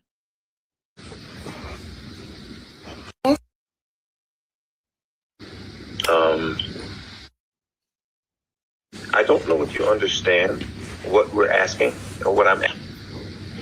So you pushed Grace into the pool, is that correct? Yes. Did you know what could happen? And did you want something bad to happen to Grace? Yes. You wanted something bad to happen to Grace? Yes. What did you want bad to happen to Grace? I wanted her to drown. You did. Do you know what happens when she drowns? Yes, but I don't want to say it. Okay. So what happens when she drowns is she's not alive anymore, Liz. She dies, okay? Is that what you wanted? Yes. Do you know why you wanted Grace to die? Because she was being too nice to me. She was being too nice to you? Yes. The doctor has told us that it's intergenerational trauma that's genetically related to her disorder, her mental disorder. About the time. The doctors told us it's intergeneration. This thing been passed down. Listen, this is what we're talking about, how spirits stalk you. A spirit will stalk your bloodline. I'm talking about, and you think it's something being passed down, a doctor saying it's a mental disorder. No. This is what I'm saying. The people being far removed from the understanding and the fact that, man, we in a spiritual war, man. The end game or the desire, the highest currency and the best payment is your soul. Why you think that the people, when the Messiah let us know, Hamashiach say, what will a man give in exchange for his soul? The people selling their souls to gain all type of material in this world. You mean if it's worth me exchanging my soul for, you willing to give me everything in the world for my soul, then how much am I really worth? This is what the people not found. This is what's not clicking in the mind of those people. And why is it not clicking? On many levels, because the pressures of life, the affection of what these people hold to be valuable is not the Most High. They revere and want the status. You know what I'm saying? They want to live how they want to live, in lusciously, lavishly, presumptuously in this realm. That's the main focus for them. Yeah, so I'm showing that video though, family. This is a young girl. A demon don't care who it inhabit. What the demons just say to the Messiah? Man, send us off into these swine, man. Them folks don't care if they being pigs. How much more a man or a little girl or a little boy? Yeah, so we got to understand it. Let's go. Well, some of y'all might not have this though. So I'm going to close here though in Second Esdras. Second Esdras from the Apocrypha. But I'm going to have to share my screen for this one. Let me see. Yeah, let me see. Hold up. I'm going to have to share my screen. These is the 70 missing verses. 70 missing verses from the Apocrypha. Chapter 7. Let me go up here. Man, salute to Polo Code too. Polo Code put this together. It's a downloadable PDF if you can find it online. 70 missing verses in Second Esdras. To my hell, the pit of torment. I read this. Second Esdras is one of the 14 books of the Apocrypha, removed from the original 1611 KJV Bible, leaving a total of 66 books, and current version of the Bible predominantly distributed today. The 70 missing verses are not part of the King James Version Apocrypha, but are revealed in the Cambridge Annotated Study Apocrypha, edited by Howard Clark Key. These verses are also available in the NRSV, Holy Bible with the Apocrypha, by Oxford University Press. All right. So we was reading Second Esdras 7 on down to 35.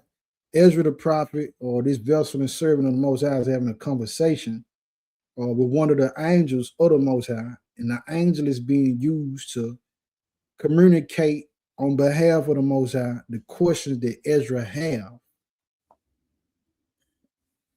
pertaining to different things.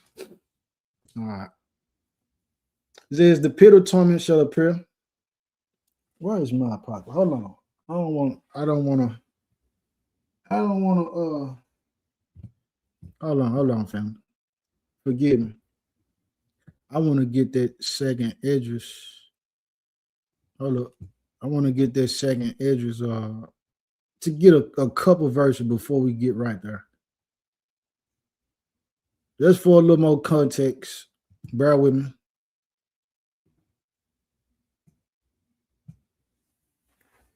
Let's see. Second Esdras. Pull it up over here. Second Esdras 7. And I'm going. Yeah. Okay. Hold up.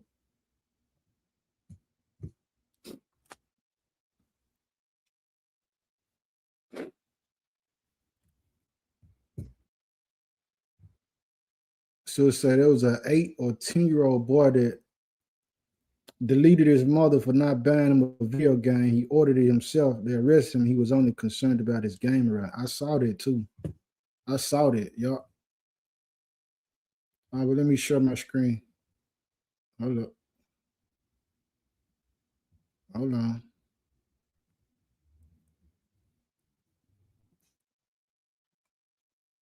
All right. So I'm in Second Esdras 7. I'm going to just hit 33. This for some context before we jump into these missing verses. It says, and the Most High shall appear upon the seat of judgment, and misery shall pass away, and the long suffering shall have an end. But judgment only shall remain. Hold up. But judgment only shall remain. Truth shall stand, and faith shall wax strong, and the work shall follow, and the reward shall be shown, and the good deeds shall, next verse says, be of force, and wicked deeds shall bear no room. 36 says, then said I, Abraham prayed first for the Sodomites, and Moses for the fathers that sinned in the wilderness. Right here say Jesus, but it's talking about Joshua. And Joshua after him for Israel in the time of Achan. So right here, this is the KJV Apocrypha that don't have these 70 missing verses. What we're about to read was supposed to come in right after 35, right after verse 35. Let me minimize that. Hold on.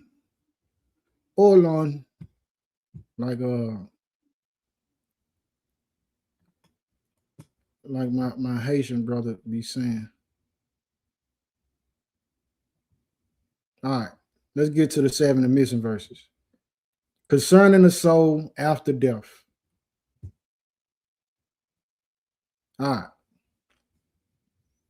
Second Esdras 7, 36 through 105. It says, the pit of torment shall appear, and opposite it shall be the place of rest. So we got two different locations.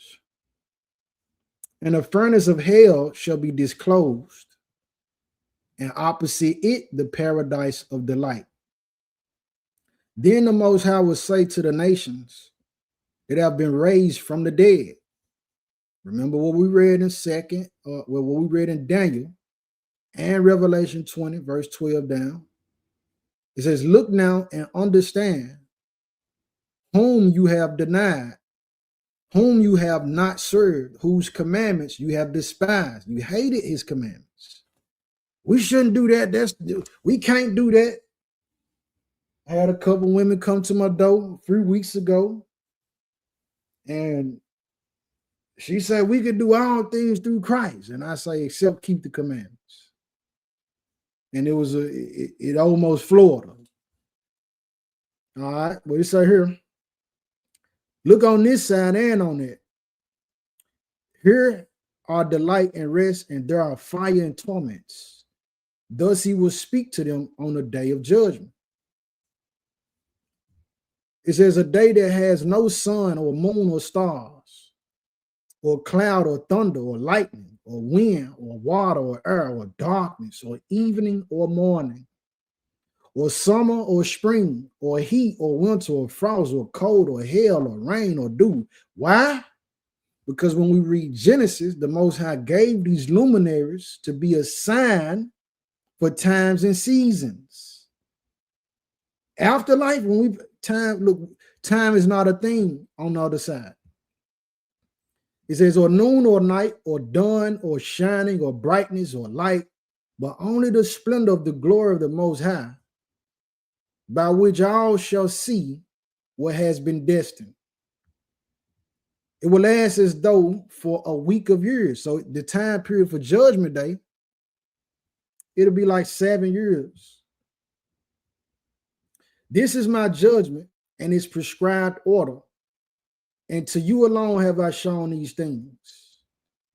I answered and said, O sovereign Lord, I said then and I say now, blessed are those who are alive and keep your commandments. But what of those for whom I prayed? For who among the living is there that has not sinned? Or who is there among mortals that has not transgressed your covenant? Yeah, we all sinned and fell short of his glory, but it's not a reason to continue in sin. It's not a reason to justify sin. It's not a reason to not strive for righteousness. It says, and now I see that the world to come will bring delight to few, but torments to many. Broad and wide is the way that lead to destruction, and many there be that go in thereat. Narrow and straight is the path that lead to life, and few there be that find it. This is what he's telling us. It says, for an evil heart has grown up in us, which has alienated us from God, and has brought us into corruption in the ways of death, and has shown us the paths of perdition, and removed us far from life, and that not merely for a few, but for almost all who have been created. He answered me and said, verse 49, listen to me, Ezra, and I will instruct you and will admonish you once more. For this reason, the Most High has made not one world, but two. Hold up, let me read this again. For this reason, the Most High has made not one world, but two, and too many solely focus on one world, that being this realm. He said, there's another one, brothers and sisters. There's another one, family. There's another one, cuz. There's another one, auntie, aunt. There's another one, gang. It says, inasmuch as you have said that the righteous are not many, but few, while the ungodly abound. Hear the explanation for this. It says, if you have just a few precious stones, will you add to them lead and clay? I said, Lord, how could that be? And he said to me, not only that, but ask the earth, and she will tell you. Defer to her, and she will declare to you. Say to her, you produce gold and silver and bronze, and also iron and lead and clay. But silver is more abundant than gold, and bronze than silver, and iron than bronze, and lead than iron, and clay than lead.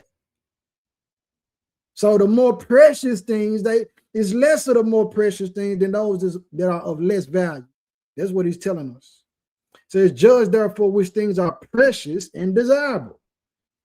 Those that are abundant or those that are rare. We want to be rare.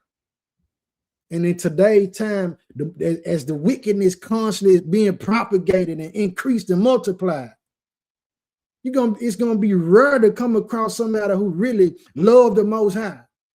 It's rare to find a modest woman who truly submitted and loved in the Most High, a man who after the heart of the Most High. Because the majority of society is choosing everything but the Most High. That I said, O sovereign Lord, what is plentiful is of less worth. For what is more rare is more precious. He answered me and said, consider within yourself what you have thought. For the person who has what is hard to get rejoices more than the person who has what is plentiful. Everybody got that. What's so different? What's so special? Everybody got it. But when it's rare, it has a higher value. Verse 60. So also will be the judgment that I have promised. For I rejoice over the few who shall be saved, because it is they who have made my glory to prevail now. And through them, my name has now been honored. Remember I said earlier, it's us who either glorify or dishonor the Most High with how we live. People be blaspheming the Most High unknowing. Not even knowing that they blaspheme the way that they live. Remember what Moses did when he struck the rock twice. He said, must we draw you water out this rock? He didn't sanctify the Most High. Verse 61. I will not grieve over the great number of those who perish, for it is they who are now like a mist and are similar to a flame and smoke. They are set on fire and burn hotly and are extinguished. It says, I replied and said, O earth, what have you brought forth? If the man is made out of the dust like the other created things. Hold up. 63. For it would have been better if the dust itself had not been born, so that the man might not have been made from it. And this is a place we're going to have to revisit that mind for sure. Because so many of our battles, if not all of them, that's where they get lost at first, family. In the mind. This is why we were instructed, man, cast down anything that exalts itself above the knowledge of the Most High God. So if we defeat it in our minds first, then we end up being defeated in the other means. We got to conquer it in our minds first. And because you conquer it one time, don't mean that that's just it. It'll come back.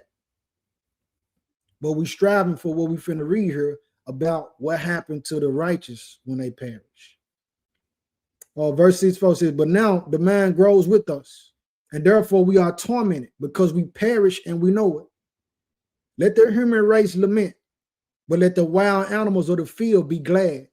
Let all who have been born lament, but let the cattle and the flocks rejoice.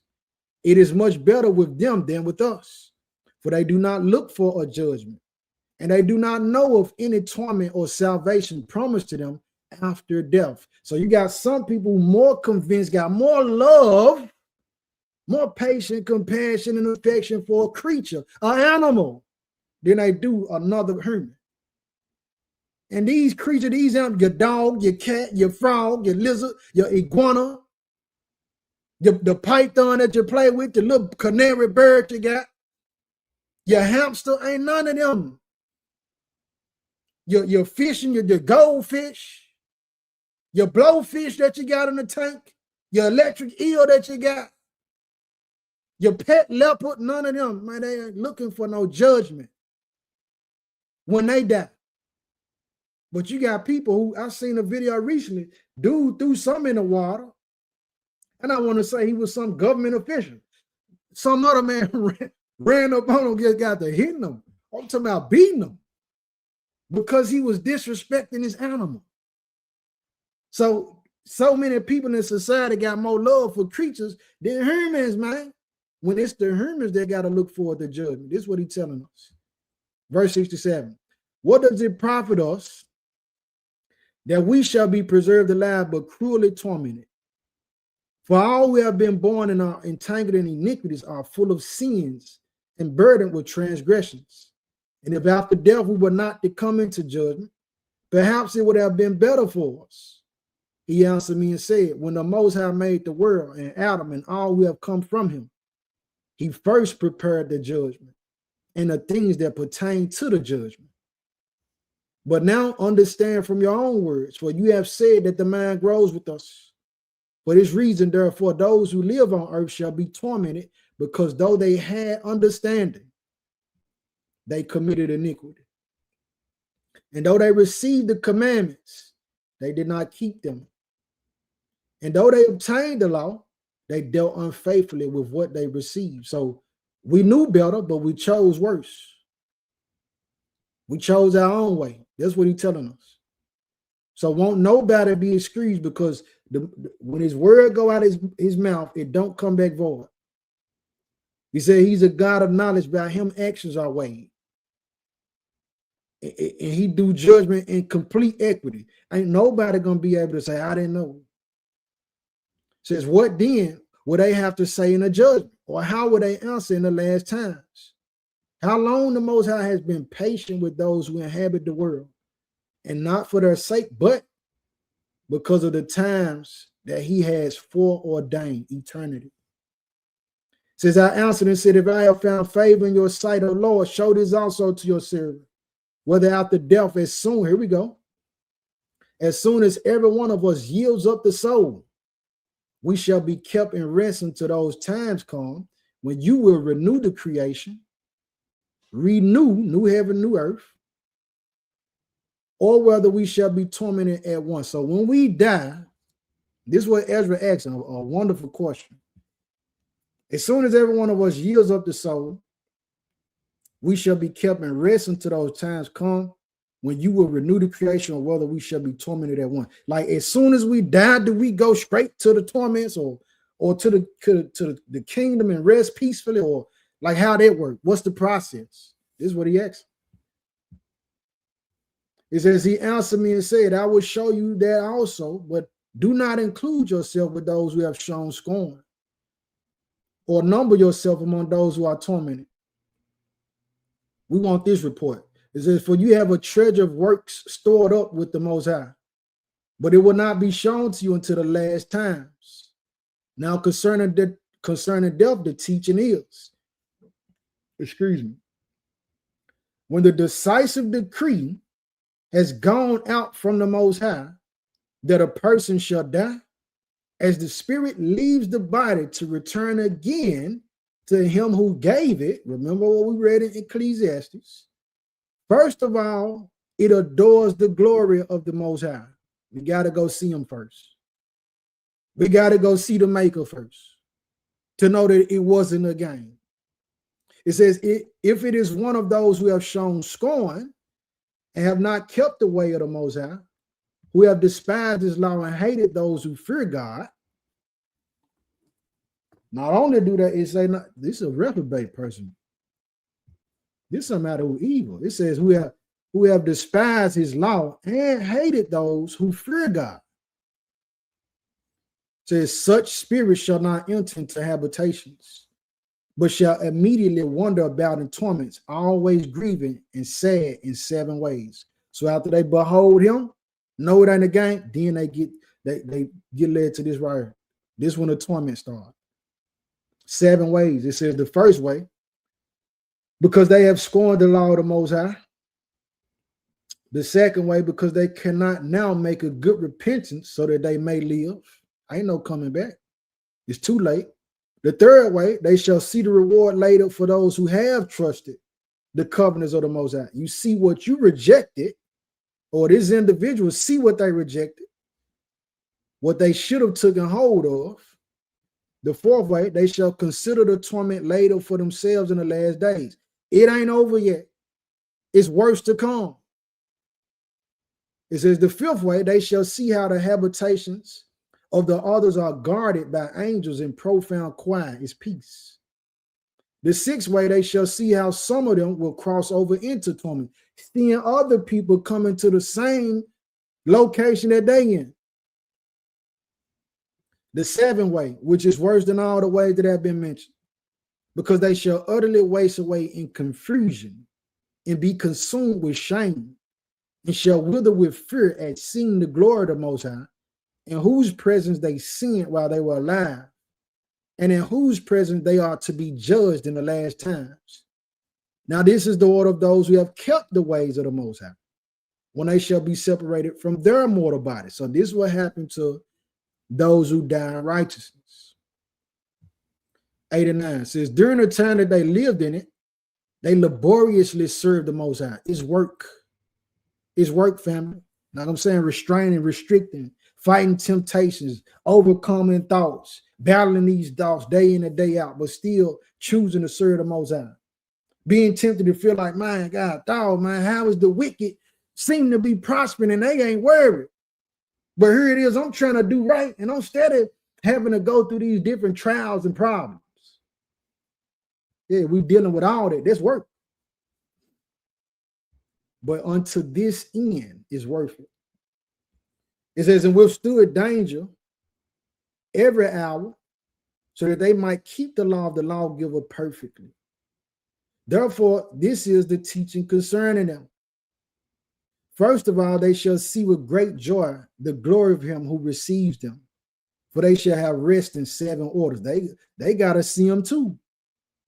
The first order, because they have striven with great effort to overcome the evil thought that was formed with them, so that it might not lead them astray, from life into death. Warring in our minds, overcoming these things that we face with, yet choosing the Most High regardless. It says the second order, because they see the perplexity in which the souls of the ungodly wander and the punishment that awaits them. So it is another blessing to see what we were saved from. The third order, they see the witness that he who formed them bears concerning them, that throughout their life they kept the law with which they were entrusted. So we see the benefit now, like, man, this is why in this life, in Israel, we were battling.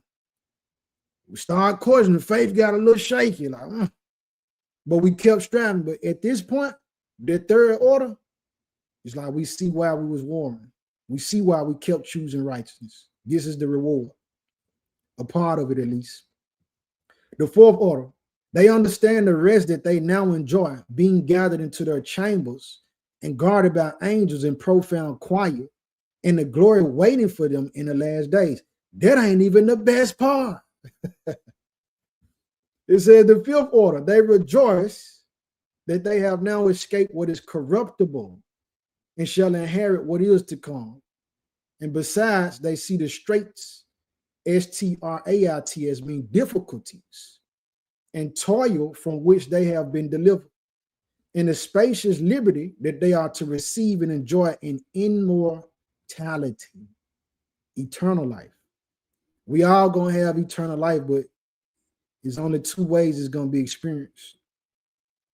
The sixth order, when it is shown them how their faces to shine like the sun, and how they are to be made like the light of the stars, being incorruptible from then on. What did it tell us in 1 Corinthians? This corruptible must put on incorruptible. Yeah, so we can't go into the kingdom, the new kingdom, with these same old bodies. We gotta elevate. And this is a part of it. The seventh order, which is greater than all that have been mentioned, because they shall rejoice with boldness and shall be confident without confusion. And you know more like, man, am I on the right path? Is it really a reward in living righteously and godly? Ain't gonna be no more of that, like, man, what profit have I gained from choosing to walk in the light when it's looked like the evil people got it better than me? Ain't gonna be no more of that. It said, shall be confident without confusion and shall be glad without fear. Because we in a world where, you know, they telling you, if you speak about righteousness and the godliness and holiness, yeah, man, you get ridiculed and condemned, man. If you work in a job, you might get fired for that. So you fear losing your job to even speak or serve the Most High in certain cases. This is what it's telling. This is what it's saying. So shall be glad without fear. For they press forward to see the face of him whom they served in life, and from whom they are to receive their reward when glorified. This is the order of the souls of the righteous, as henceforth is announced. And the previously mentioned are the ways of torment, that those who would not give heed shall suffer hereafter. So concerning the soul after death, this is what happened. So then I answered and said, will time therefore be given to the souls after they have been separated from the bodies to see what you have described to me? He said to me, they shall have freedom for 7 days, so that during these 7 days they may see the things of which you have been told, and afterwards they shall be gathered in their habitations.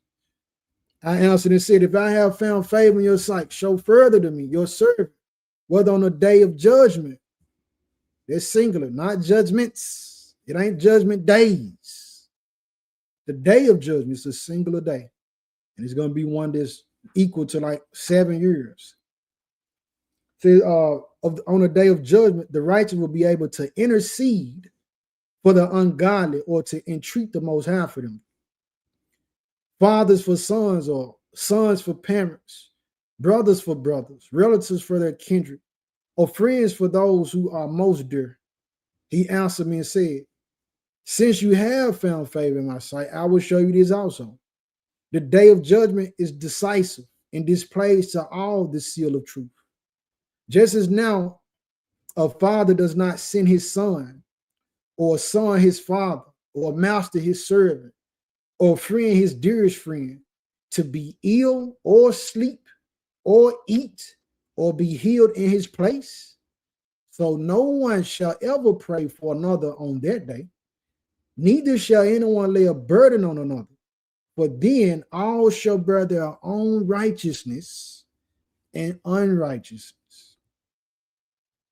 So on that day, whatever you is, you're going to receive your reward for whatever you are.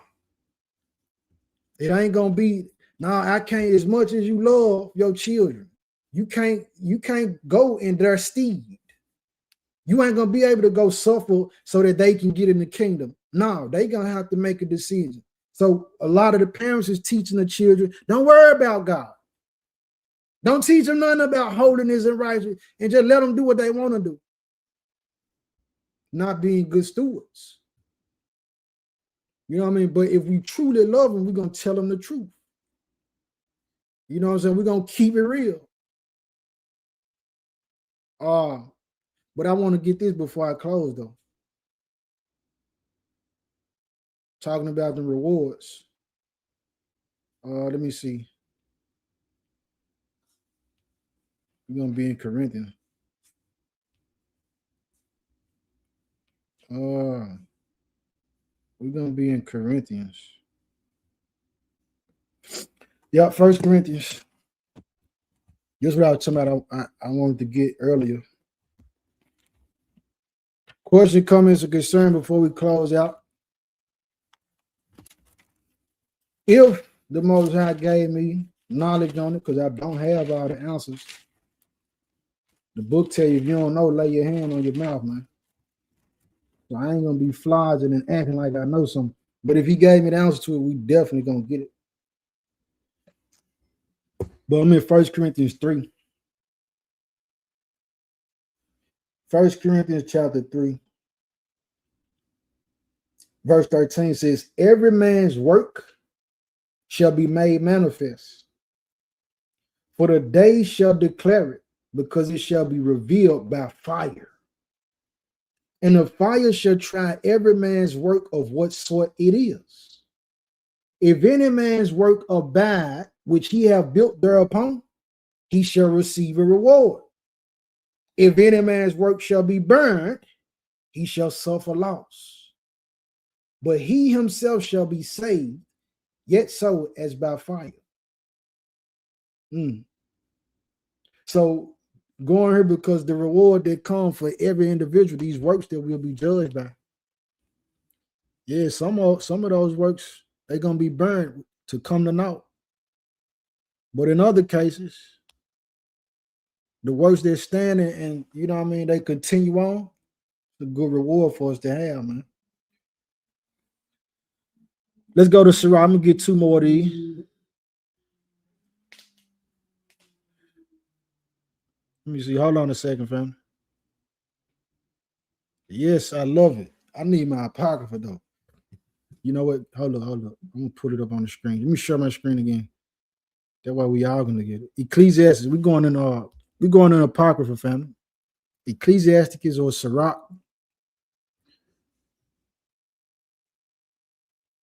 Hold on now. Okay, we cool.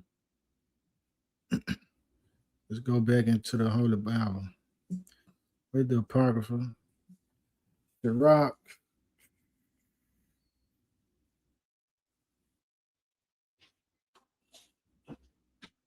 Let's see. I'm at 16.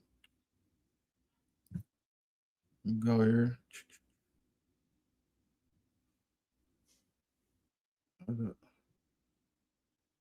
Hold up.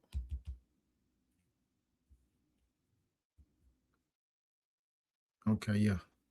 16:13.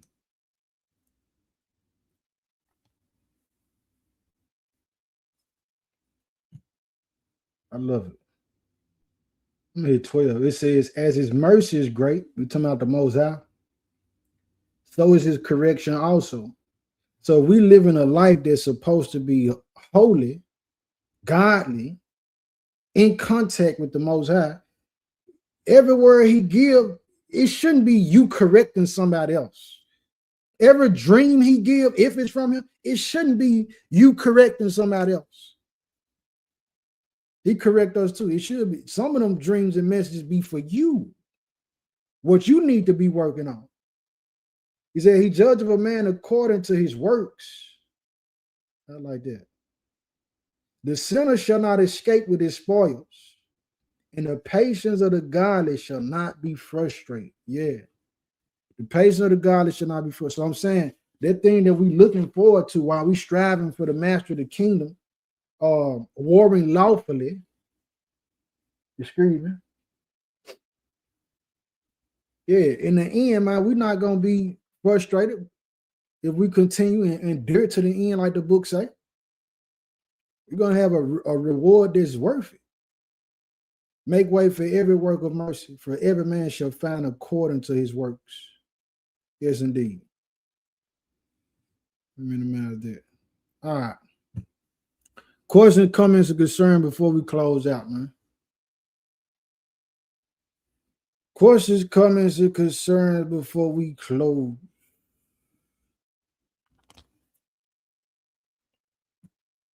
Let me see what y'all saying over here. All praise to the Most High. If the message was edifying, all glory, honor, praises, esteem, go to the Most High. Yes, indeed, the way we live is the highest form of worship. So you can talk all day that you love him, you love the Most High, but your life gonna reflect if you really love him.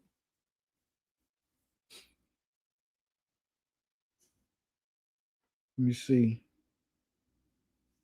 Trying to see what y'all saying over here. Man, this one right here.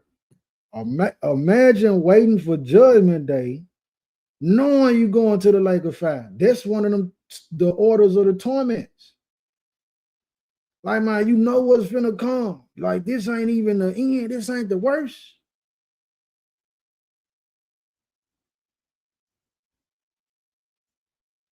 Mm-hmm. You see what else you say?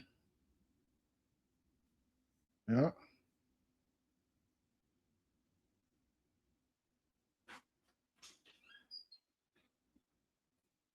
Yeah, that's true. I like this question.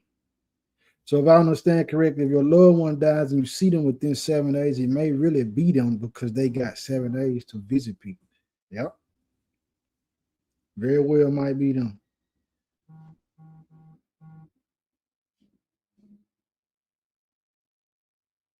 All praise to the Most High. All praise, glory, and honor goes to the Most High, man. I pray our end might be them the 7 orders with peace. Y'all remember that movie, Ghosts? Me and my brother used to kind of trip out, about the part when a dude end up getting hit by the car and things get to, spirits get to coming. We ain't even going to, it's another part of Baruch, another aspect of it, along with something that can be read in Josephus. We didn't get there, but it's okay. We covered everything that was necessary for the message. Yeah, let me drop that on the screen. But yeah, after death, concerning the soul, after death, this is what happened, man. So let me share this again for those who came in late, just for you to see it. Just for you to see it. Let's see. Fair use for educational purposes. Shout out to this content creator. Might be, I think it's Keith Lee Winston Dean or Alien World 62, whoever. This life flight helicopter came to the scene of an accident to transport a patient. Now watch this as it lifts up in the air. You see the patient's spirit leave. Look at that. Look at it. Now that is crazy. I want y'all to see this again. Look at that. This life flight helicopter came to the scene of an accident to transport a patient. Now watch this as it lifts up in the air. You see the patient's spirit leave. Right there. It's going up. You see. Look at that. Now that is crazy. I want y'all to see. Look at that. It's going up, man. Yeah, look at that. Yeah. So this is what's going on. This is what happened.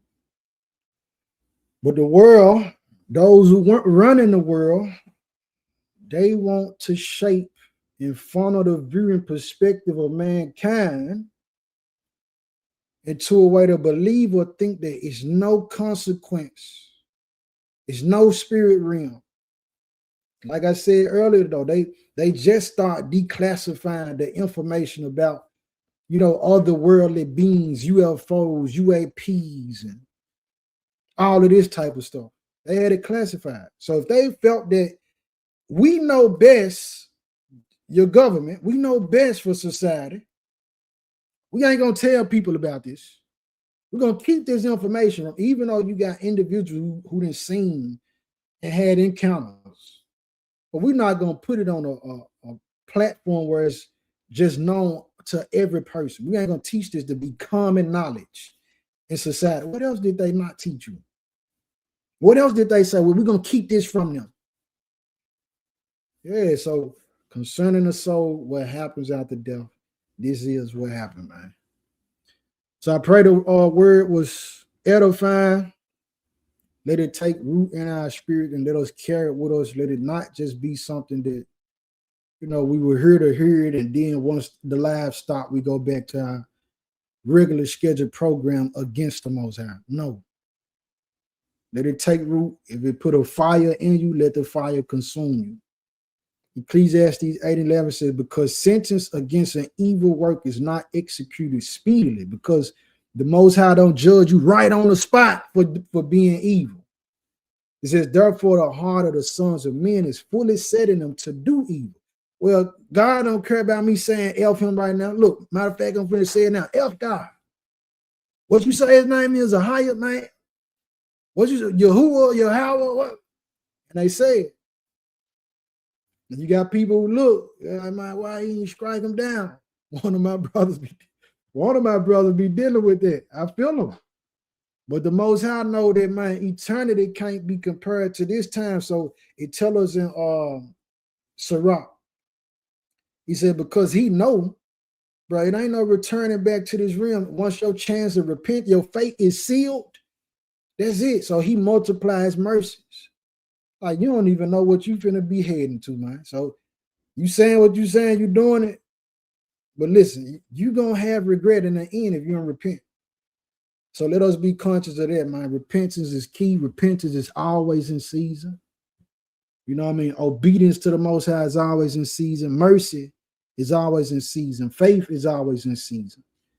So let the commandments be coupled with the faith in the Messiah and the guidance of the Holy Spirit until, you know what I mean, the Most High call us out of these vessels, man. Preferably we endure to the end. Peace and blessing to the chosen and all the sincere believers. Shabbat Shalom.